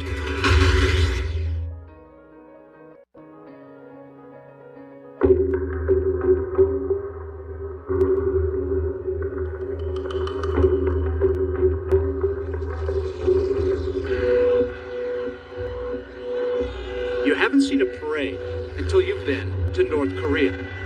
Every year what we do is we try to see if there's something new that we hadn't seen before. I have seen firsthand how Kim Jong-un plays the part of a smiling, benevolent leader. The last time I was here, that was his father, Kim Jong-il, doing exactly the same thing. But in 2013, that beaming man turned out to be a wolf in sheep's clothing when he did something that appalled the world. We head overseas now to North Korea. The news of the execution has stunned this region of the world. In front of a meeting of the North Korean Politburo, he publicly arrested his own uncle, Jang Son-taek, a powerful figure known for being reform-minded and close to China. Accused of corruption, Jang was executed, reportedly blown to pieces by an anti-aircraft gun in public. I was shocked that Kim Jong-un got rid of his uncle so brutally, so publicly. So that ruthlessness shocked me. And the killing of his uncle was just the start. In 2015, it was revealed that Kim was unhappy with the head of the country's armed forces for complaining, talking back, and the greatest sin of all, falling asleep during a meeting. Breaking story from North Korea overnight. The country's top defense official has reportedly been executed because he fell asleep during a meeting. Kim reportedly had him publicly executed, again by a favored method, blasted to kingdom come with an anti-aircraft gun. Why do you think Kim Jong-un is so much more violent, in some ways unpredictable compared to his father? I think it's a combination of his own character, his own temperament, and the environment, because he is less legitimate. So I think he does have this deep insecurity in terms of being able to rule and consolidate power. The gangster-style Korean strongman, embracing his inner gunslinger for the cameras. Off-camera, launching a ruthless campaign of terror, killing anyone suspected of being disloyal. Remember those pallbearers alongside Kim Jong-un at his father's funeral? One by one, these former elites have vanished from public life, retired, missing, or executed. This man, Ri Jong-ho, was one of the most important officials in North Korea, running the office that raised foreign cash for the Kim family. He fled to the West with his wife and 2 kids. He says he was terrified that they too would fall victim to Kim's wholesale slaughter of the elite. If you get caught, you and your entire family can get executed simultaneously. So people don't even think to do anything because they're too scared. How else can I prevail against so many enemies? Even Hollywood paid a price when it mocked the North Korean leader in the movie The Interview. Kim was not amused. According to U.S. intelligence, he ordered a hack of Sony's computers and threatened terror attacks on theaters that dared to show the film. One of the largest theater chains in the country says it is now pulling the plug on The Interview. This really is hitting Sony right in the wallet. He doesn't have a great sense of humor in terms of people making fun of him. It doesn't take much to tick off the dictator, as young American student named Otto Warmbier discovered. Breaking news overnight, an American college student, Otto Frederick Warmbier. 2020 reported extensively on the case last June, devoting an entire program to Warmbier's plight. He was arrested while perpetrating a hostile act. They're not saying any more than that. Accused of stealing a propaganda poster. I never should have allowed myself to be allured by the United States administration to commit a crime in this country. He was sentenced to 15 years of hard labor, but after a year, the North Koreans sent him home. They did not do this out of the kindness of their hearts. North Korea doesn't do anything out of the kindness of their hearts. It turns out the 22-year-old had suffered a brain injury and fallen into a coma while imprisoned in North Korea. 6 days after he got home, their son, who was just returned from North Korea with severe brain damage, has now died. Meanwhile, defectors say the dictator tightens the screws on anyone associated with his big brother. Tell me the people that were related somehow or associated with Kim Jong-nam. Anyone around Kim Jong-nam who helped him, anyone who had even a few meals with him, anyone who had a relationship with him at all was executed. Back in Macau, where he was living a life of elegant exile with his family, Kim Jong-nam knew he was now in extreme danger from his murderous half-brother. According to some people I talked to in Macau, he did fear for his life. He knew that his brother was after him. Then it is February 13th, 2017, and here's Kim about to walk right into the arms of the alleged assassins. When we come back, a termination in Terminal 2, the surprising backstory of the suspected murderous millennials. And they killed him with their hands. They tricked them into committing a murder. What does a TV show prank have to do with it? The investigation into the murder of the dictator's brother when 2020 continues.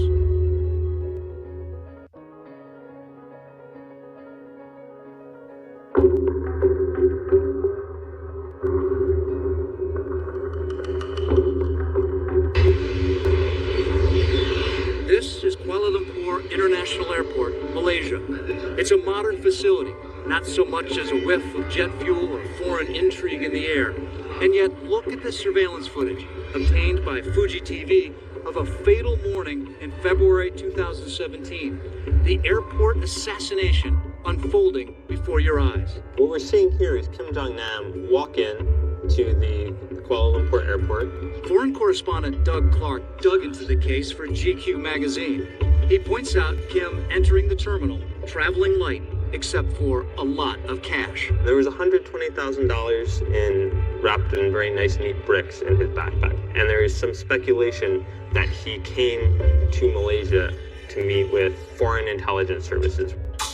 He studies the departure board, unaware he is about to miss the last flight of his life, oblivious to the plot later exposed by Malaysian authorities, a death squad of North Korean spies and 2 young women recruited to carry out the killing. Everyone's already in position. They've been following him for hours, and he has no idea what's coming. ABC News consultant and former FBI agent Brad Garrett says it is a brazen public hit. You have the cameras, you have the cops, and you have the public to tell you what just happened. So it is an extremely risky thing to do. It was an incredibly elaborate plot. It took months, maybe even years, to set up. The story, as Malaysian police and prosecutors later reveal it, involves 28-year-old Don Thi Huang from Vietnam and 25-year-old Siti Aisha from Indonesia.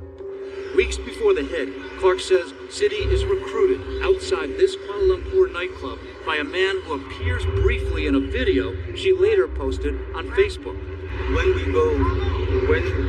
Clark says the man calls himself James. He and his colleagues claim to be producers, auditioning the women for a hidden camera TV show. Sort of like America's Funniest Home Videos or something similar, in which they were told that they would be filmed while putting various substances on the faces of strangers. Clark says the women do not know each other. He says the producers keep them separate as they rehearse the in-your-face prank in high-end malls and hotels around Kuala Lumpur and elsewhere. They even took her to the airport and they had her do dry runs there. The money is good, at least $100 per prank, but there is no TV show. Authorities say the producers are North Korean agents with murder in mind. The day of the final act, a security camera captured Siti in a coffee shop, seemingly without a care in the world, accepting cash from a man with a selfie stick, ready to pull off the final prank. So he's walking through this airport, and then when he comes up to the kiosk to check in, he's flanked by 2 women, one on each side, right and left. Siti Aisha, the Indonesian woman who struck first, wiped her hands across his face, stepped back, and then the second woman, the Vietnamese woman, immediately wiped her hands across his face as well. The dirty work takes just seconds. Authorities say the women smear Kim's face with something provided by the North Korean agents. This time, the substance is not harmless. It is VX, one of the deadliest nerve agents known to man. And if it's not counteracted almost immediately, you are going to die within a few minutes. One theory is each woman was provided with 1/2 of a special formulation of the poison that only became deadly when combined. All it would take is a single drop. And they wiped it across his eyes, his nose, his mouth to get it into a system, and then they used potentially a second person with another chemical to activate it. As the last minutes of his life tick away, Kim approaches airport workers at an information desk. He is concerned enough to rudely interrupt the conversation to get their attention. No one seems to really understand the gravity of the moment. You know, the poison is seeping into his body. Clark points out this man at the edge of the frame on the security camera. He says it's one of the North Korean spies still tailing Kim. The Koreans made sure that they had eyes on him every second. Speaking with police, Kim gestures to his face. And reports of this moment say that he wasn't really making much sense anymore. He was having trouble sort of holding a coherent conversation. They reportedly later say they notice a strange smell. You can see them take a step back. They escort Kim to the airport medical clinic. By this time, the poison is already taking effect, causing every muscle to spasm, which does explain that suddenly stiff walk. And already his legs are starting to stiffen. He's got a little duck waddle going. This isn't sort of that healthy man we saw just moments ago. Again, Clark points out a man with a roller bag and a strange interest in Kim. You can see him just sort of strolling very, very casually. He's going to take a quick glance, and then he's going to keep going. He says it's another agent making sure the poison is doing its work, which it is. Minutes later, Kim dies in an ambulance. Those spies immediately after the hit went to passport control, cleared passport control before the Malaysian authorities had any idea what was going on, got on their flights, and escaped the country. As for the two women, after smearing Kim's face, they had simply walked away. They did not run. They walked straight into the bathroom to wash their hands. Malaysian prosecutors have said that this is evidence that the women knew what they were doing. The women's defense is that they had been told by their North Korean handlers that they should wash the substance off afterward. The women, who had made no attempt to hide their faces from airport security cameras, are arrested within 2 days. 6 weeks later, Malaysia returns Kim's body to North Korea. About the same time, I too was returning to North Korea. And when my flight landed, we were met by an ambulance. And passengers with a better view say workers loaded it with a casket from the cargo hold, raising the chilling possibility that we had unknowingly accompanied Kim Jong-nam on his final journey home to the land of his ancestors. A North Korean official did not want to discuss the killing. You know, there was this assassination in Malaysia about Kim Jong-un's half-brother. Did North Korea have anything to do with that? You're bringing things up like Malaysia? I don't know why you're acting like this. The North Koreans continue to deny having a hand in the airport assassination, or even that the victim was indeed Kim Jong-nam. Back in Kuala Lumpur, the trial of the female assassins who pled not guilty got started this summer. If convicted, they face execution by hanging. Still ahead, Kim Jong-nam is gone, but some still place hope in a surviving branch of the family tree. My name's Kim Han-sol. This mysterious young man appearing in a video online. I'm currently with my mother and my sister. The hidden legacy of Kim Jong-nam, the next generation, if he can stay alive. I believe that there have been rumors in the intelligence communities that a hit is out on him as well. Stay with us.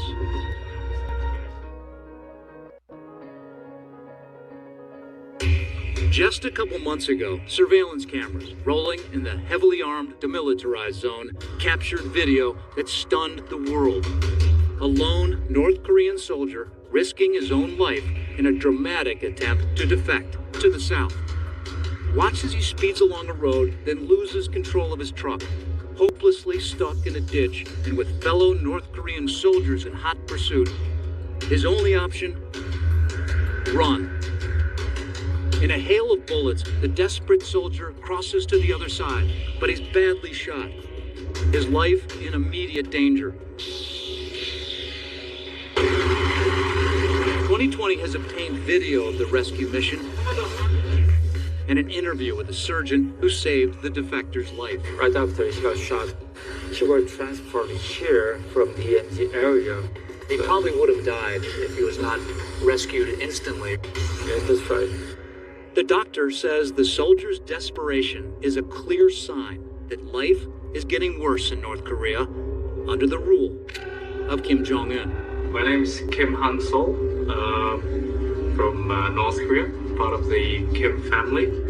But could this young man, the son of the murdered Kim Jong-nam, be the face of hope for the North? In this video, released not long after his father's murder, he says he's safe. My father has been killed a few days ago. I'm currently with my mother and my sister. But for how long? Intelligence sources tell us he's now the target of death squads dispatched by his ruthless uncle, forced deep into hiding under Chinese government protection. Kim Han-sol obviously also poses a threat to Kim Jong-un just by bloodline. So I really hope that he's in safe hands. Today, there are many Koreans hoping that the living legacy of Kim Jong-nam might one day come home to claim his place as the head of the Paektu family dynasty. We hope this gets better soon. Incredible reporting from Bob Woodruff tonight. And that is 2020 for this Friday. I'm David Muir. And I'm Elizabeth Vargas. For all of us here at 2020 and ABC News, have a great night and a great weekend. कोई चावल रत्ना दे असी माया टुर जाना तुसी मालक वतना दे असी माया टुर जाना असी माया टुर जाना तुसी मालक वतना दे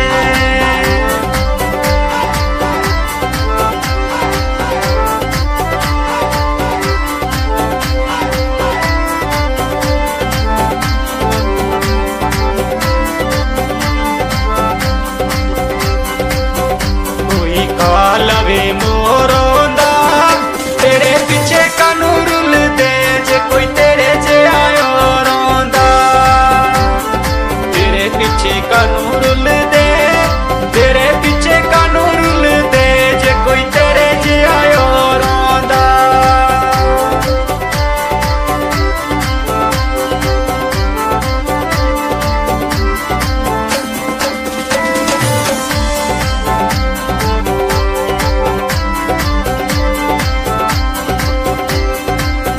खड़े उत्ते जा बैठा आया सी मेहमान जना डोला अखियां वेला बैठा आया सी मेहमान जना आया सी मेहमान जना डोला अखियां वेला बैठा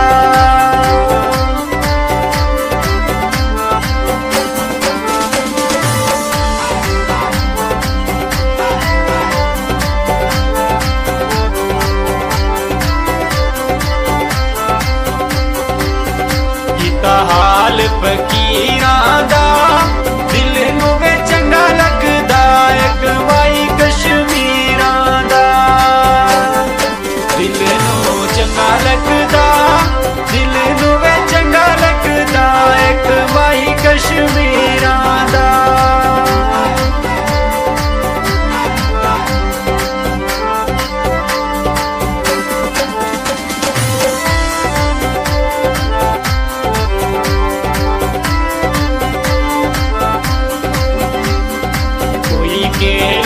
सब चिलसा जिंदगी ते मेल जना रही जिंदगी ते फिर मिलसा जिंदगी ते मेल जना जिंदगी ते मेल जना रही जिंदगी ते फिर मिलसा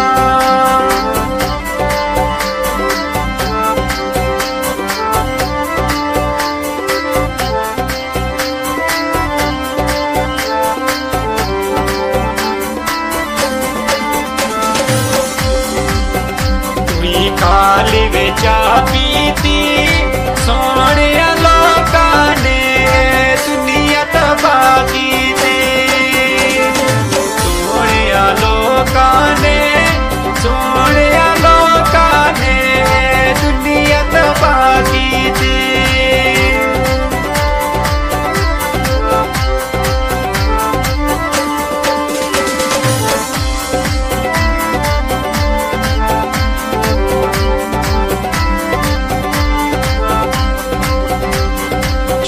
गड्डियां दे काले नी असी हुण टुर वचले तुसी रब दे हवाले नी असी हुण टुर वचले असी हुण टुर वचले तुसी रब दे हवाले नी कोई चावल रतना दे असी माया टुर जाना तुसी मालक वतना दे असी माया टुर जाना असी माया टुर जाना तुसी मालक वतना दे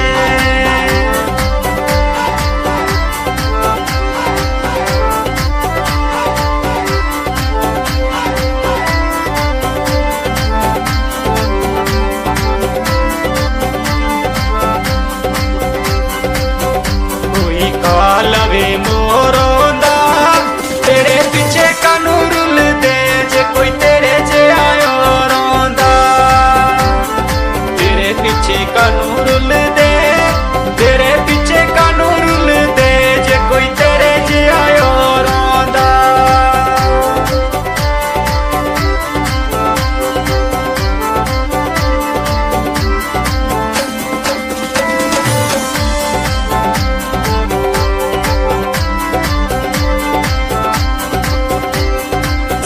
कड़े उत्ते जा बैठा आया सी मेहमान जना डोला अखियां वेला बैठा आया सी मेहमान जना आया सी मेहमान